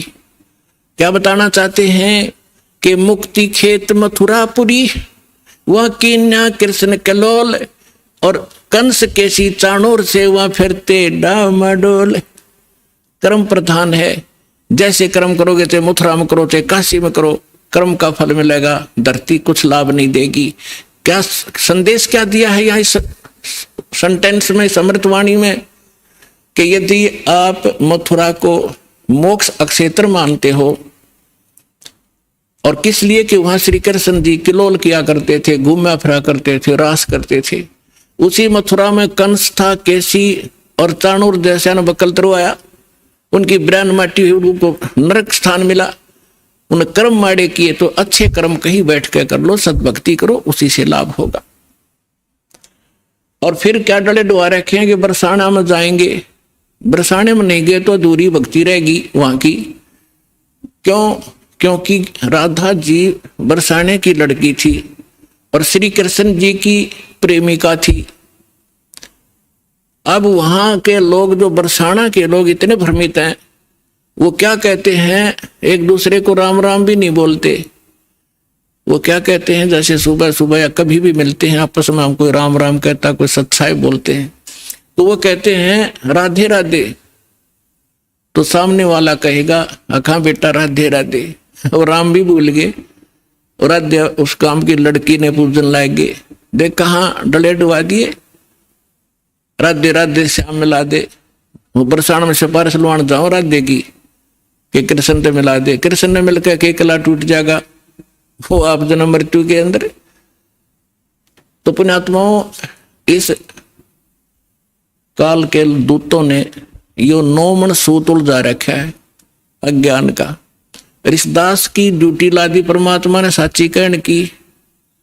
एक बार तो सबको दुख होता है, पर बाद में आनंद बहुत आता है। पुण्यात्माओं, ये अन्य जितने भी ऋषि महर्षि आप देखते हो, संत, ये वही बातें कहते हैं, वही ज्ञान बताते हैं जो जनता को स्वीकार्य है। जैसे आप बहुत से संतों के बारे में सुनते हो, आसाराम जी जैसे क्या कहते हैं, 7-8 मंत्र बता देते हैं, जो तुमने अच्छा लगे वो सुन लो। वो गुरु हैं, कमाल की बात कर दिया। जैसे कि डॉक्टर के पास कोई मरीज जाता है और उसके आगे 7-8 प्रकार के कैप्सूल डाल दे कि उठा ले जो सा तुझे पसंद हो, रोग कट जाएगा। खाक डॉक्टर है वो, डॉक्टर से ये बताएगा ये टेबलेट है, इस समय लेनी है, और ये इसके परहेज हैं, और ऐसे ऐसे वो डॉक्टर होता है। तो इस प्रकार हमारे धर्म गुरुओं ने हमारे इस भक्ति मार्ग का बट्ठा बैठा दिया। पुण्यात्मा, जैसे एक हमारे यहाँ भी वो एक वृद्ध है, 60 साल वर्ष का था, सन 2000 की बात है। हम यात्रा पर गए थे परमात्मा के वो मगर देखने के लिए बच्चों को, क्योंकि उसमें थोड़ी संगत थी। इनको दिखाकर काशी में लहर तारा तालाब दिखाया, इनको ये दृढ़ हुए, फिर उन्होंने लाखों को दृढ़ कर दिया कि सचमुच हम देख कर आए हैं। बाकी वहां जाना सिर्फ मोक्ष नहीं, लेकिन अपना तीर्थ स्थल, अपना विश्वास दृढ़ करने के लिए हम गए थे। तो रास्ते में एक्सीडेंट हो गया किसी कारण से, जिस बस में वो बूढ़ा बैठा था उसकी टांग फ्रैक्चर होगी। यहाँ किसी डॉक्टर को दिखाया, वो जहाँ पुराने आश्रम में रहा करता था, उसको क्या किया, जैसे डॉक्टर ने से कह दिया हमने कि इसकी वहां पट्टी लगाया होगा, डॉक्टर कंपाउंडर ने भेज दे। और वो बूढ़ा जाते ही नौका, क्योंकि जख्म था उसके ऊपर से जो पट्टी उतार के, और उसके अंदर जो जख्म बना हुआ था उसको जरा सा भी हाथ लावे और वो नौका मर गया। तो कंपाउंडर क्या करे, उसी के ऊपर ऐसे ही थोड़ी सी पट्टी लगावे, दवाई लगा और पट्टी बांध जावे। रोजाना के 20 रुपये ले ले, 5-7 उसके होंगे, 2-4 5-10 डॉक्टर के होंगे उसमें से। तो 1 महीना हो गया, दर्द ज्यों का त्यों चिल्ला हुआ बूढ़ा। तो एक ऐसे ही कोई हमारा उसमें एक सेवक रहता था, उसका मित्र एक डॉक्टर था, वो चला गया। उसने पहले भी देखा था कि बूढ़े का चोट लग गई, कहाँ जी फ्रैक्चर हो गया था। उस दिन 1 हफ्ता 10 दिन के बाद उसने फिर पूछा क्या वृद्ध ठीक हो गया? तो उस भक्त ने बताया जी ठीक अभी हुआ नहीं है। तो उसने कहा चलो मैं देखता हूं। उसने जाकर देखा, वो पट्टी उतारी, उसमें मवाद भरा और इतना बड़ा सूज रहा वो। तो उसने कहा, इसने तो बैठा दिया, भाई कौन ऐसा डॉक्टर, ये तो मवाद निकालने पार पड़ेगी। वो मोटरसाइकिल से उसके स्कूटर अपने घर पे गया, वहां से सारा ट्रीटमेंट का सामान लाया और वो पट्टी पाड़ के और उसका मवाद निकाला। बूढ़ा रोया बुरी तरह, हाय मर गया, हाय मर गया। वो कहने लगा, बाबा जी थोड़ी सी देर मर लेगा फिर ठीक हो जाएगा, ये दर्द 5 मिनट का है, फिर कति सुख हो जाना, टांग कटेगी तेरी। ऐसा जुल्म कर दिया इस नालायक ने। तो पुण्यात्मा उसने करके साफ और लगा के दवाई, पेन किलर दवाई गोली दे दी। तीसरे दिन जख्म भर गया बुढ़े का और 1 हफ्ते में कति चालन ठीक हो गया। तो ये 2 नीम हकीम हैं जो ये कहते हैं कि समाज नाराज हो जाएगा, श्राद्धन मना कर रहे हैं, देव देवता की पूजा मना कर रहे हैं, सारे विरोधी हो जाएंगे, बेशक हो जाओ। ये तो है नीम हकीम जो केवल ने सोचा ये नाराज ना होने चाहिए, चाहे बेशक इनका नाश हो जाओ। अरदास है सर्जन, एक बार दर्द होगा लेकिन सदा का सुख हो जाएगा पूरे मानव समाज को, और इसको करके छोड़ दूंगा।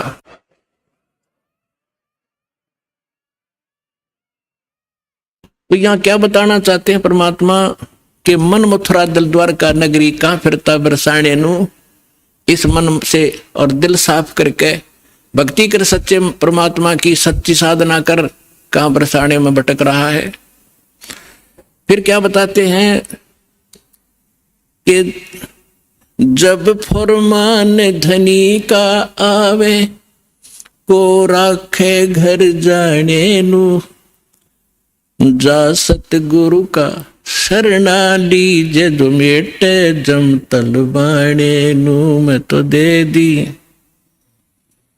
दे दी है बालम याने नु, मैं तो दे दी है बालम याने।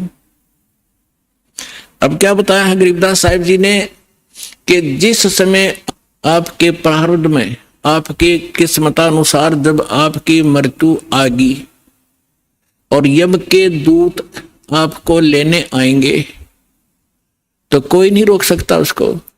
मासा घटे न तिल बधे, विद ना लिखे जो लेख। तो कैसे, अब यहां क्या बताना चाहते हैं कि यदि आपकी मृत्यु का समय आ गया और चाहे आप 30 वर्ष, 40 वर्ष, 50 वर्ष के हो, 10 वर्ष के हो, 2 वर्ष के हो, 4 वर्ष के हो, तो आपकी मृत्यु होगी ही होगी। फिर क्या बताते हैं कि जा सतगुरु का शरणा लीजिए, जो मिटे जम तलबाने नु।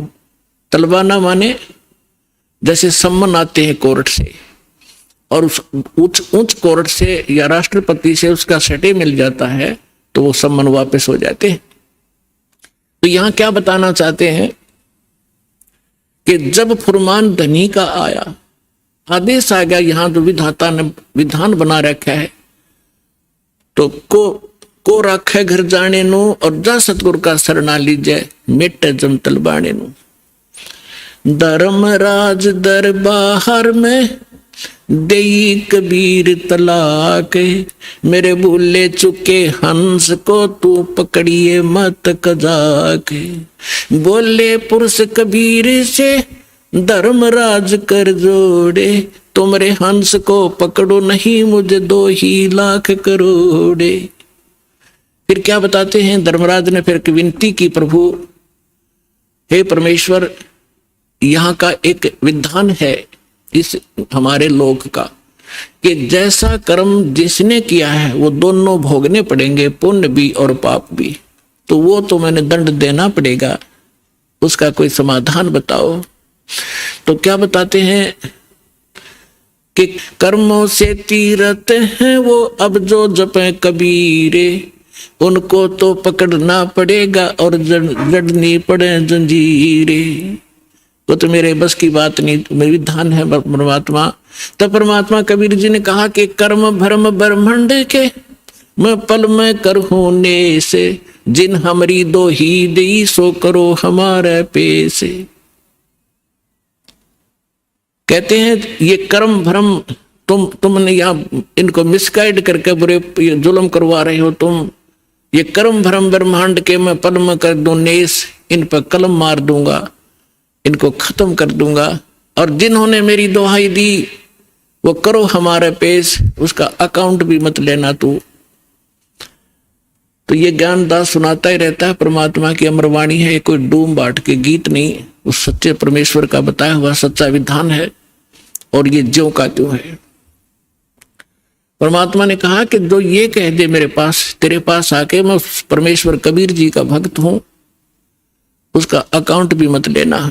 जो मेरा सत्य साधक हो और किसी गलती से वो तुम ले भी आए हो तो मेरे पास भेज देना, करो हमारे पेश।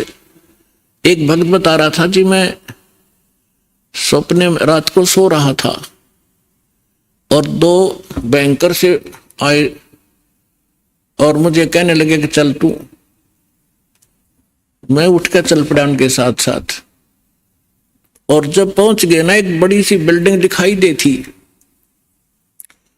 उसके निकट जाकर मैंने पूछा भी कहाँ ले जा रहे हो तुम मुझे? वो कहने लगे हम तुझे धर्मराज के पास ले जाएंगे और वहां तेरा लेखा जोखा होगा, फिर उसके बाद आगे जैसे आदेश होगा तेरा आगे फिर हम उसके बाद बताएंगे। तो कहने लगा तुम यम के दूत हो? हाँ, कहाँ यम के दूत हैं। तो उसको बात याद आ गई कि हमने ज्ञान में सुना है, गुरुजी बताते हैं परमात्मा कबीर जी के भक्त को और यम के दूत नहीं पकड़ सकते। तो मैं उनके साथ झगड़न लग गया गुट्टम गुट्टा कि तुम मुझे नहीं ले जा सकते, छोड़ो। तो काफी देर मेरा उनका झगड़ा हुआ। तो मैंने बताया कि मैं कबीर परमेश्वर की भक्ति करता हूँ, सच्चे सतगुरु की शरण में हूं, तुम कैसे ले जा सकते हो? और नहीं तो पूछ लो तुम्हारे उस जिसके पास मुझे ले जा रहे हो। तो उन्होंने देखा कि बड़ा दृढ़ता से बोल रहा है। उसने कहा, एक ने कहा कि तू यहाँ खड़ा रहे, मैं पता करके आता हूं। कहते वो अंदर गया, उसने मुझे आवाज सुनाई दे। उसने पूछा कि महाराज ऐसे ऐसे, वो कह रहा है कि मैं कबीर जी का शिष्य हूं, भक्त हूं और तो मुझे नहीं ग्रहण कर सकते। धर्मराज से कहा। धर्मराज ने अकाउंट देखा, वो दोबारा खोल कर देखा कि निकम्मे कित ले आई इसने, इसको वापस छोड़ दो फटाफट, मुन्ने भी मरवाओगे तुम। तो तभी वापस आया और कहने लगा अरे छोड़, इसने बला ने ऊपर तो पटक दिया मैं और न्यू आऊं जैसे गोते खाता हुआ, झटके लगता हुआ, और एकदम बॉडी में प्रवेश किया। और जब मैं उठा पसीना पसीना हो रहा, मेरी जाग खुल गई, नींद खुल गई और काफी देर तक मेरा शरीर सुन रहा, मैं हिल डुल नहीं सका, हिल डुल नहीं पाया। यदि मुझे ऐसी स्थिति मेरे शरीर की ना होती तो मैं सपना मानता इसको। तो उस दिन के बाद कह रहा कि और गणा दृढ़ विश्वास हो गया परमात्मा पे। तो यहाँ गरीबदास जी उसी परमात्मा की समर्थता बता रहे हैं कि जब फरमान धनी का आवे को राखे घर जाने नु, कौन बचाओ वहां जाने से? और जा सतगुरु का शरणा लीजे मेट जम तल बाणे नु, मैं तो दे दी बालम याने नु, मैं तो दे दिए बालम याने नु। उत्तर दक्षिण पूरब पश्चिम तो फिरता दाने दाने नु। इस समर्थ की शरण में आने से आपको इतनी बरकत देगा यू भगवान, थोड़े काम में घना सुख, घना फायदा होगा। और आप उल्ट साधना करते हो, गलत साधना कर करके और अपना कर्म बिगाड़ दिए, भक्ति नाश कर ली। जिस साधना से आप कर रहे हो, इससे आपको कोई बेनिफिट होने वाला नहीं है। यहाँ क्या बताते हैं? उत्तर दक्षिण पूरब पश्चिम फिरदा दाने दाने नु, सर्व कला सतगुरु साहेब की हरि आए हरि आने नु।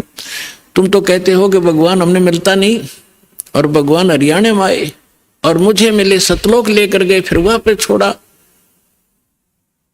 और पुण्यात्माओं आगे फिर गरीबदास जी क्या बताते हैं? मत दे दी है बाल में बैरे नू, मैं तो दे दी है बाल में बैरे नू, मैं तो दे दी बैरे नू मत दे दिए बालम बैरे नू। संसारी दी गल्ला चिने ना बूझे शब्द जो गहरे नू।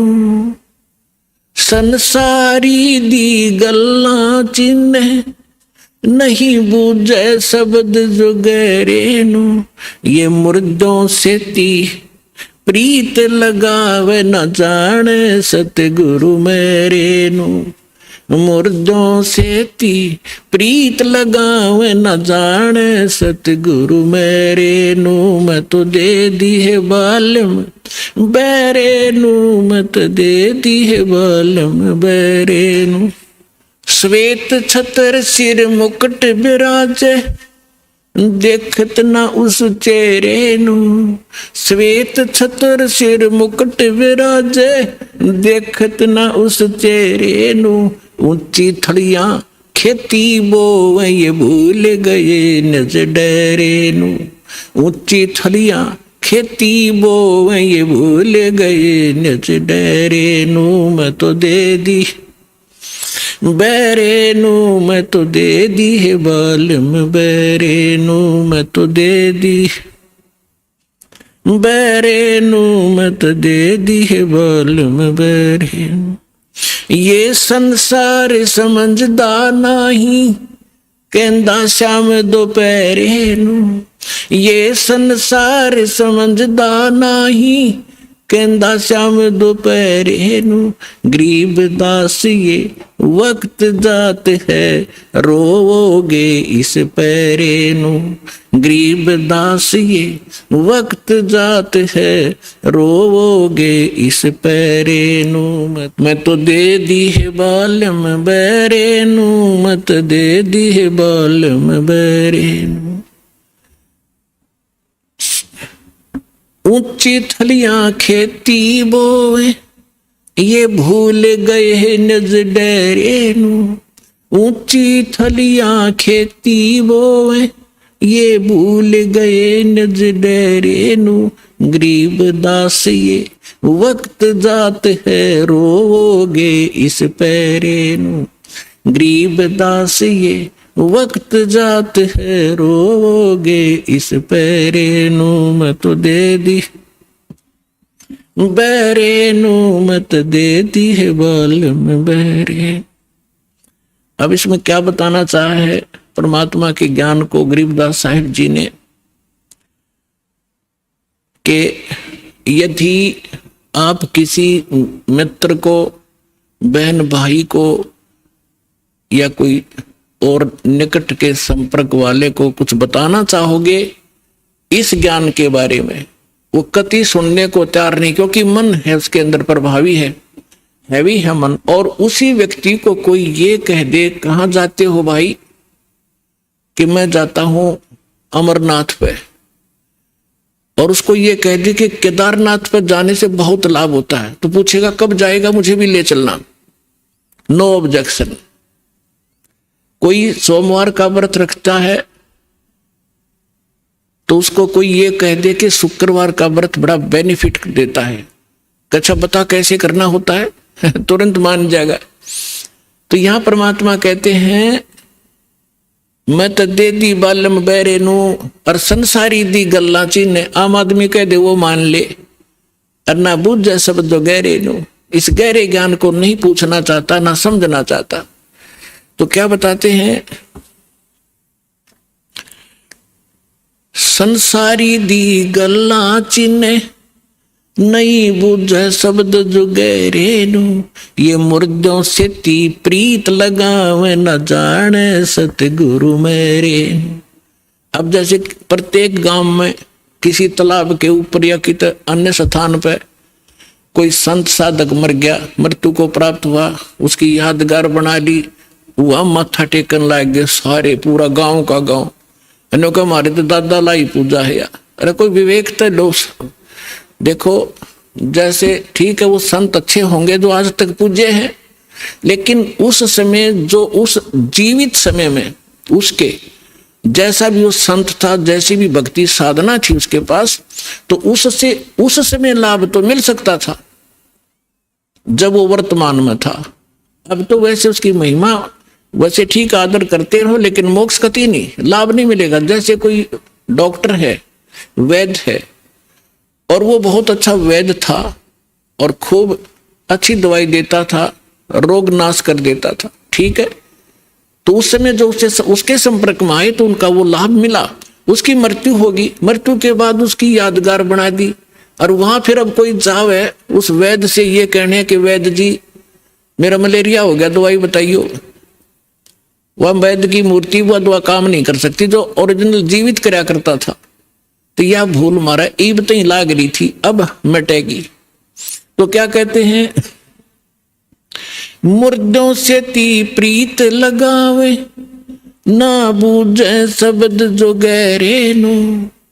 मुर्दों से ती प्रीत लगावे, ना जाने सतगुरु मेरे नू। मैं तो दे दी है बालम बेरे नू, मैं तो दे दी है बालम बेरे नू। फिर क्या बताते हैं, श्वेत छतर सिर मुकुट विराजे। निराकार निराकार का ढोल पीट रखा था। कहते उस सफेद अरस कुर्स पर सफेद गुम्मट है, जहां सतगुरु, जहां परमात्मा का डेरा, वहां एक बहुत बड़ा सुंदर महल है परमात्मा का, उस बहुत सुंदर गुम्बद टाइप है, उसके अंदर परमात्मा विराजमान है। सिंहासन के ऊपर सिर पे मुकुट है और ऊपर श्वेत छत्र परमात्मा के तना हुआ है। श्वेत छत्र सिर मुकुट विराजे, देखत ना उस चेहरे नू। श्वेत छत्र सिर मुकुट विराजे, देखत ना उस चेहरे नो। ऊंची थलियां खेती बो ये भूल गए निज डेरे। ऊंची थलियां खेती बो ये भूल गए निज डेरे। अब क्या बताना चाहते हैं कि परमात्मा साकार है, मनुष्य सदृश्य है, सभी सदग्रंथों से दास ने प्रमाणित कर दिया आपके समक्ष। और जिन महापुरुषों ने भगवान मिले, सचखंड लेकर गए अपने निज स्थान पर, फिर उनको वापस छोड़ा, उन्होंने अपनी अमृतवाणी में एफिडेविट दे रखा है कौन है भगवान, कहाँ रहता है, कैसी सूरत है और क्या नाम है उसका। तो इन सभी प्रमाणों से आपको सिद्ध हो जाएगा कि कौन है भगवान और कैसी लीला करता है वो मालिक। तो यहाँ क्या बताते हैं कि आप जी जो साधना कर रहे हो अन्य देवी देवताओं की, पूर्ण परमात्मा की भक्ति ना करके किसी भी ब्रह्म की, पर सरपुरुष की, अक्षर पुरुष की, ब्रह्मा विष्णु महेश की, या दुर्गा या निरंजन की, तो ये तो ऐसी साधना है जैसे कोई किसान ऊंचे स्थान पर, थली पर, पहले वर्षा पर आधारित थे सभी मानव समाज। और उस समय गरीबदास जी ने भी किसान थे, गरीबदास जी जाट ग्रुप में जाट जाति से थे, और अपने वहां के साथी जो किसान थे उनको भी समझाना था। इसलिए बता रहे हैं कि जो मैं भक्ति बता रहा हूं जिस भगवान की, उसकी साधना ना करके आप अन्य जो साधना कर रहे हो ऐसी है जैसे ऊंची थलियों पर, ऊंचे स्थानों पर बीज बो दिया, खेती कर ली, और जब थोड़ी बहुत वर्षा हुई तो उस थलियों का पानी एक समतल स्थल पर, डहर बोलते थे उसको, डहर, वहां आकर इकट्ठा हो जाता था। और उस स्थान को, डहर के अंदर पानी वर्षा भी और आसपास के ऊंचे क्षेत्र का उसी में आ जाता था। और उसमें जब बोई जाती थी फसल, जैसे ऊंची थलियों पर बोई हुई तो वो होती ही नहीं थी, और डहर में बीजा हुआ एक एकड़ में मनमाने 50 मन कनक हो जाती थी, और ऊंची थलियों पर 2 मन की भी नहीं होती थी मुश्किल से। तो क्या बताते हैं गरीबदास साहब जी, एक फॉर एग्जाम्पल बता रहे हैं कि तुम ऊंची थलियां खेती वो भूल गए निज डेरे नो। इस परम पिता परमात्मा सतपुरुष कबीर साहब की भक्ति ना करके आप अन्य देवी देवताओं की भक्ति करके ऐसी लाभ उठा रहे हो जैसे ऊंची थली पर खेती करने वाले किसान को कोई लाभ नहीं होता। और जो डहर में बीज बोता है, प्रयत्न दोनों एक जैसा ही करते हैं, तो उस डहर वाली यानी उपजाऊ जमीन में और समतल जमीन में घना लाभ होता है। तो ये समझाना चाहते हैं कि जो साधना हम बताते हैं वो तो डहर समझो। अब फिर बताते हैं,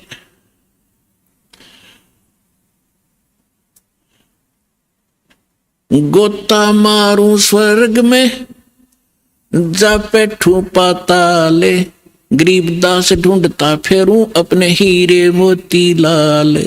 चारों युग में मेरे संत पुकारे और कूक कहा हम हेल रे, हीरे माणिक मोती बरस ये जग चुगता ढेल रे। अब परमात्मा कबीर जी से प्राप्त ज्ञान को कैसे विश्लेषण कर रहे हैं गरीबदास जी।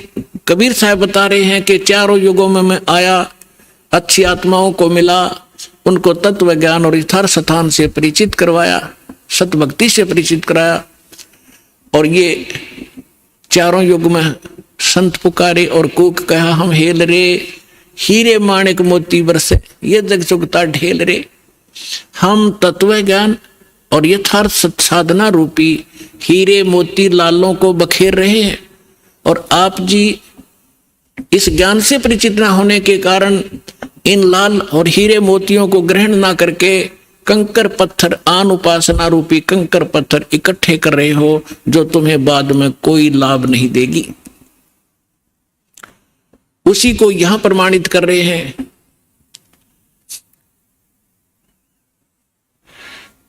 श्वेत छतर सिर मुकुट बिराजे, देखत ना उस चेहरे नु, ऊंची थरियां खेती बोवे ये भूल गए निज डेरे नु। पर भी लेन जात है दुनिया, हमरा ज्ञान किन्हें ना सुनिया। अब यहाँ एक प्रश्न है इसके अंदर के संसारी दी गल्ला चिन्ह ना बुझे सब जुगैरे नु। एक बहन आई, एक बहन ने हमारी दीक्षा ले ली थी। उस बहन की बहन जो है, उसका पति शराब बहुत पीता था, और जिस बहन ने यहाँ दीक्षा ली थी उसका भी ऐसी स्थिति थी। उसके पति ने शराब छोड़ दी थी और नाम ले लिया, और एक बिल्कुल स्वर्ग के तुल घर हो रहा था। तो उसकी बहन का वहां आना हो गया, जो दीक्षा किसी और से ले रखी थी, किसी दूसरे पंथ से, और साथ में दूसरी साधना भी करती थी अपनी जो परंपरागत प्रचलित। उसका पति शराब पीता था, बहुत पीटता था, कभी गली में भी खड़ी कर देता रात में शराब के नशे में। अब मैं बाहर खड़ी रहती हूँ, कुंडी लगा के भीतर पड़ के सो जाता, सवेरे उतरे शराब जब खुल कुंडी ने, इतनी दुखी हूं मैं। तो उस बहन ने कहा कि आप मेरे गुरुजी के पास चलो, वह नाम ले लो और तेरा पति भी शराब छोड़ देगा। तो वह बहन अपनी बहन के साथ हमारे पास आ गई करोथा आश्रम में। जब थोड़ी सी संगत थी, हम ऐसे बाहर बैठे सारा बैठे रहते थे, सारे 10 20 50 100 भक्त आते थे दिन में, मुश्किल से 10 20। तो मैंने पूछा बहन कहाँ से आई? तो उसने बता दिया मेरी सिस्टर है, और इसका पति बहुत शराब पीता है, और रोज पीता है, इसने बुरा हाल कर रखा है इसका, और नौकरी करता है, एक चवन्नी घर पर नहीं छोड़ता, सारी पी जाता है, बच्चे भी भूखे रहते हैं कई बार। तो मैंने कहा बहन फिर दीक्षा लेनी पड़ेगी आपने, भगवान फिर धीरे धीरे सद्बुद्धि देता है, परिवार के अंदर भगवान प्रवेश हो जाता है, और ये पितृभूत भी प्रवेश करके वहां उत्पात मचाते रहते हैं, फिर वो भाग जाते हैं, सद्बुद्धि आती है। तो मैंने पूछा आप क्या साधना करते हो? उसने बताया जी मैं ऐसे ऐसे धन धन सतगुरु अणा का नाम ले लिया, गुरु जी का ले रही हूँ 4-5 वर्ष से। तो हमने कहा बहन देखो चलो ठीक है, वहां जो तुमने नाम लिया, लेकिन अब यहाँ भक्ति, यहाँ नाम लोगे तो सब पिछली पूजा छोड़नी पड़ेंगी, ना बीड़ी पीनी, ना शराब, ना पीने के लिए सहयोग देना किसी को, और ना कोई व्रत रखना। मैं कहने लगा बहन बीड़ी क्यों पीती है तू? ने बोली जी बीड़ी मैं पहले ना पिया करती, नाम लेने के बाद पीने लगी। मगा कमाल की बात है, दीक्षा लेने पीछे पाछे छोड़ा करें कि बुराई ग्रहण थोड़ी करते हैं। तो उसने क्या बताया जी, जिस सत्संग में हमारे गांव में होता था सत्संग, हम वहां जाती थी तो वो सभी को बीड़ी वितरित करती थी प्रसाद के रूप में, एक प्लेट में डाल के, और साथ में एक माचिस और सींक रख देती थी, और न्यू क्या करती पीले पीले प्रसाद है, मैं ना पिया करती पहले, पर उन्हें शिकायत दी, पीने लगी, यह बीमारी और ला ली मैंने, तो इसको तो मैं छोड़ दूंगी। फिर उसने बताया कि मैं व्रत रखती हूं। मैं कौन सा व्रत रखती है? कि शुक्रवार का, मैं बोला बेबे बहन, ये सभी जो व्रत त्यागने पड़ेंगे जो भक्ति करना चाहती है। ने बोले जी व्रत ना छोड़ू मैं। उसकी बहन कहने लगी जब तक तू कह रही थी मैं सारी बात मान लूंगी, अब तू व्रत पड़ेगी। मैंने उसे पूछा बहन इस शुक्रवार का व्रत क्यों रखती है तू, किस लिए? तो वो कहने लगी कि मैंने कथा, क्या क्रिया होती है इसमें, क्या लाभ है इससे? वह कथा सुनाती है कि एक का पति विदेश चला गया था कोई काम धंधे के लिए। ऐसी कथा है संतोषी माता के व्रत, शुक्रवार के व्रत से क्या लाभ है वो बताने लगी। और फिर उसकी काफी वर्ष हो गए थे, उसके पति ने दूर चला गया, उसका भूल पड़ गई, घर नहीं आया।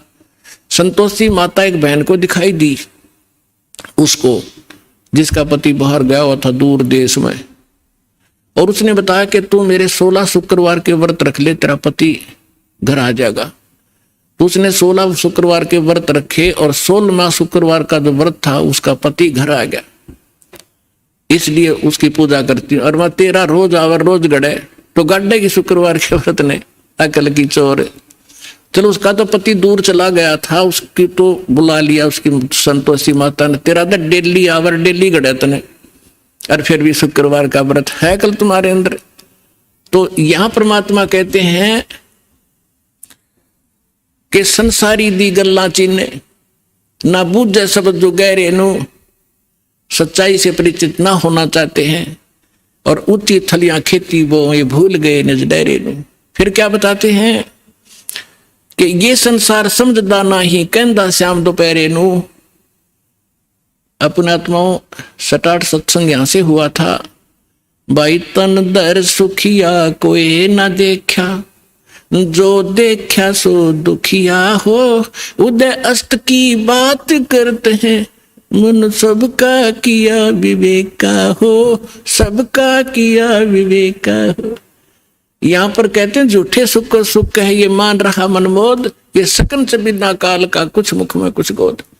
तो क्या बताना चाहते हैं आदरणीय गिरिदास साहिब जी कि ये संसार समझदा नहीं कहंदा श्याम दोपहरे नु। जैसे एक शराब पिए पड़ा था, जेठ जून का महीना, हरियाणा क्षेत्र, पंजाब, राजस्थान, उत्तर प्रदेश।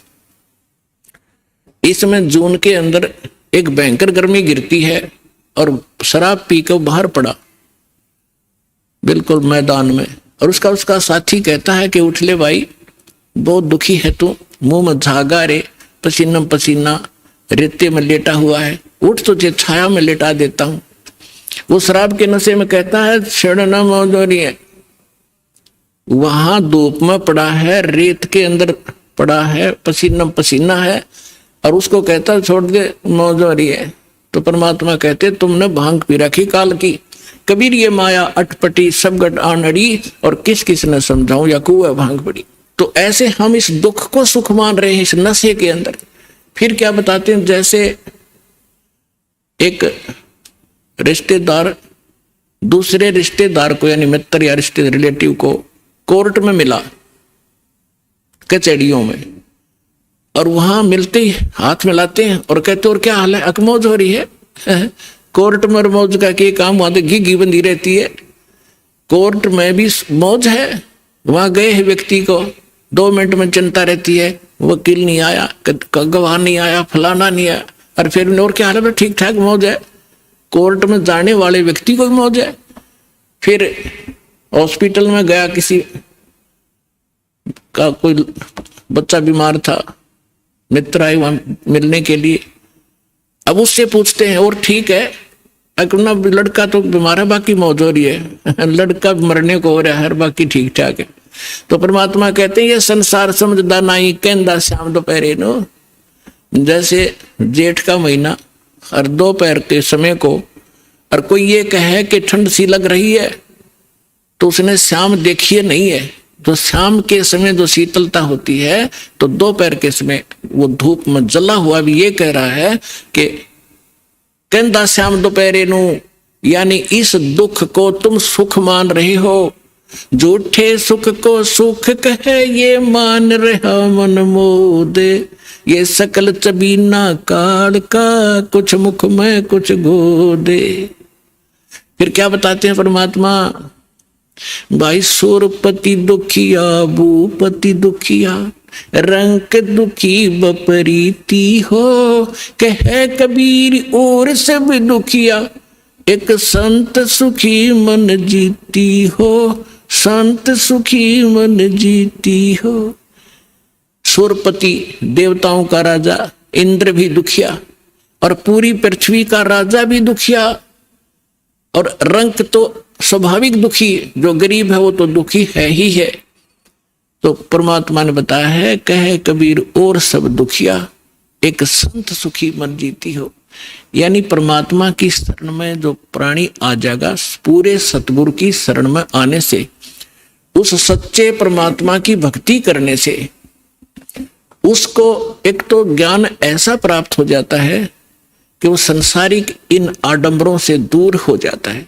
उसको ज्ञान ऐसा निर्मल मिल जाता है कि ऐसा निर्मल ज्ञान है, ये निर्मल करे शरीर और ज्ञान मंडलीक है, भाई चकवे ज्ञान कबीर।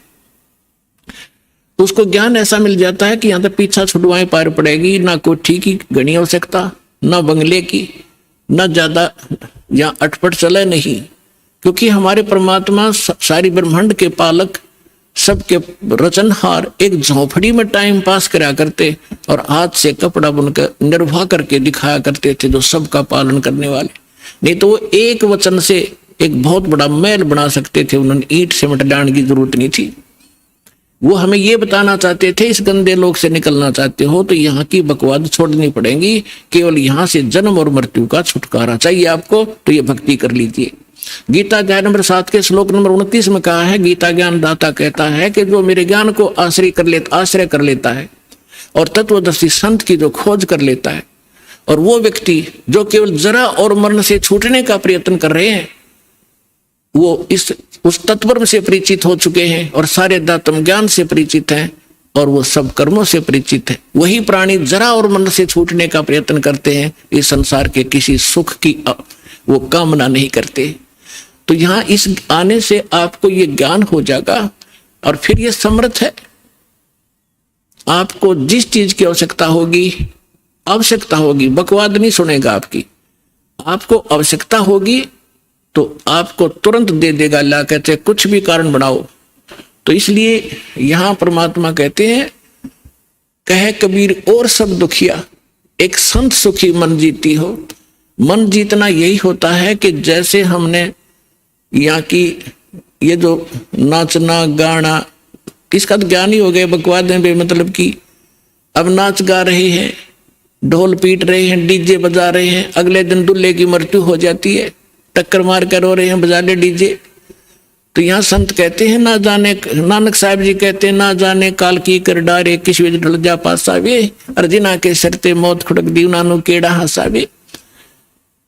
जिनको मौत दिखाई देती है, जिनको जाना है यहाँ से, पता है कि ना जाने कब बिजली गिर जाएगी, तो वो ये बकवाद नहीं कराया करते। अब कोई भयंकर रोगी है और उसको पता है कि कैंसर होगी है और कुछ दिनों का मेहमान है, उसको वो सुनियो डीजे और करके दिखाओ बकवाद, उसको तो उंगलियां पर दिन गिनने पड़ते हैं कब मौत होगी, कितने दिन का जीवन है। तो हम सबको कैंसर है। परमात्मा कहते हैं कि जग सारा रोगी आरे, जिन सतगुरु वैद न जाना, जग सारा रोगी आरे। जन्म मरण का रोग लगा या तृष्णा बढ़ी खांसी, और आवागमन की डोर गले में पड़ी काल की फांसी। तो हमने ये काल की फांसी दिखाई देनी चाहिए, और यहाँ से जब निकलने की जब श्रद्धा बनाएंगे तो हमारा मन जीता जाएगा, तब मन जीता जाएगा। इस ज्ञान से हम उल्टे हटेंगे और फिर परमात्मा साथ रहेगा। कहते हैं, कल्पे कारण कौन है कर सेवा निकाम, सेवा माने पूजा, और मन इच्छा फल दूंगा जब पड़े मेरे ते काम। तो इस प्रकार इस सत साधना करने से आपका भी मोक्ष, आपके बच्चों का भी मोक्ष। और कबीर साहब ने ये वो समय वो है जो वचन पहले कहा था कि भक्ति बीज होगा जो हंसा, और तारों तास के इकोत्र वंशा। अब हजारों वर्षों तक ये सत साधना चलेगी, पूरे विश्व में ये ज्ञान फैलेगा। या कोई सुखी नहीं है, चाहे कितना बड़ा अपने आप को प्रधानमंत्री मान रहा है, चाहे कितना वैभवशाली समझता है, उसने सपने में सुख नहीं है आज के युग में।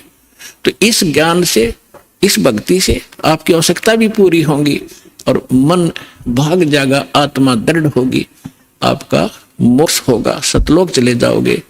सदा सुखी हो जाओगे और रहना मर्यादा के अंदर।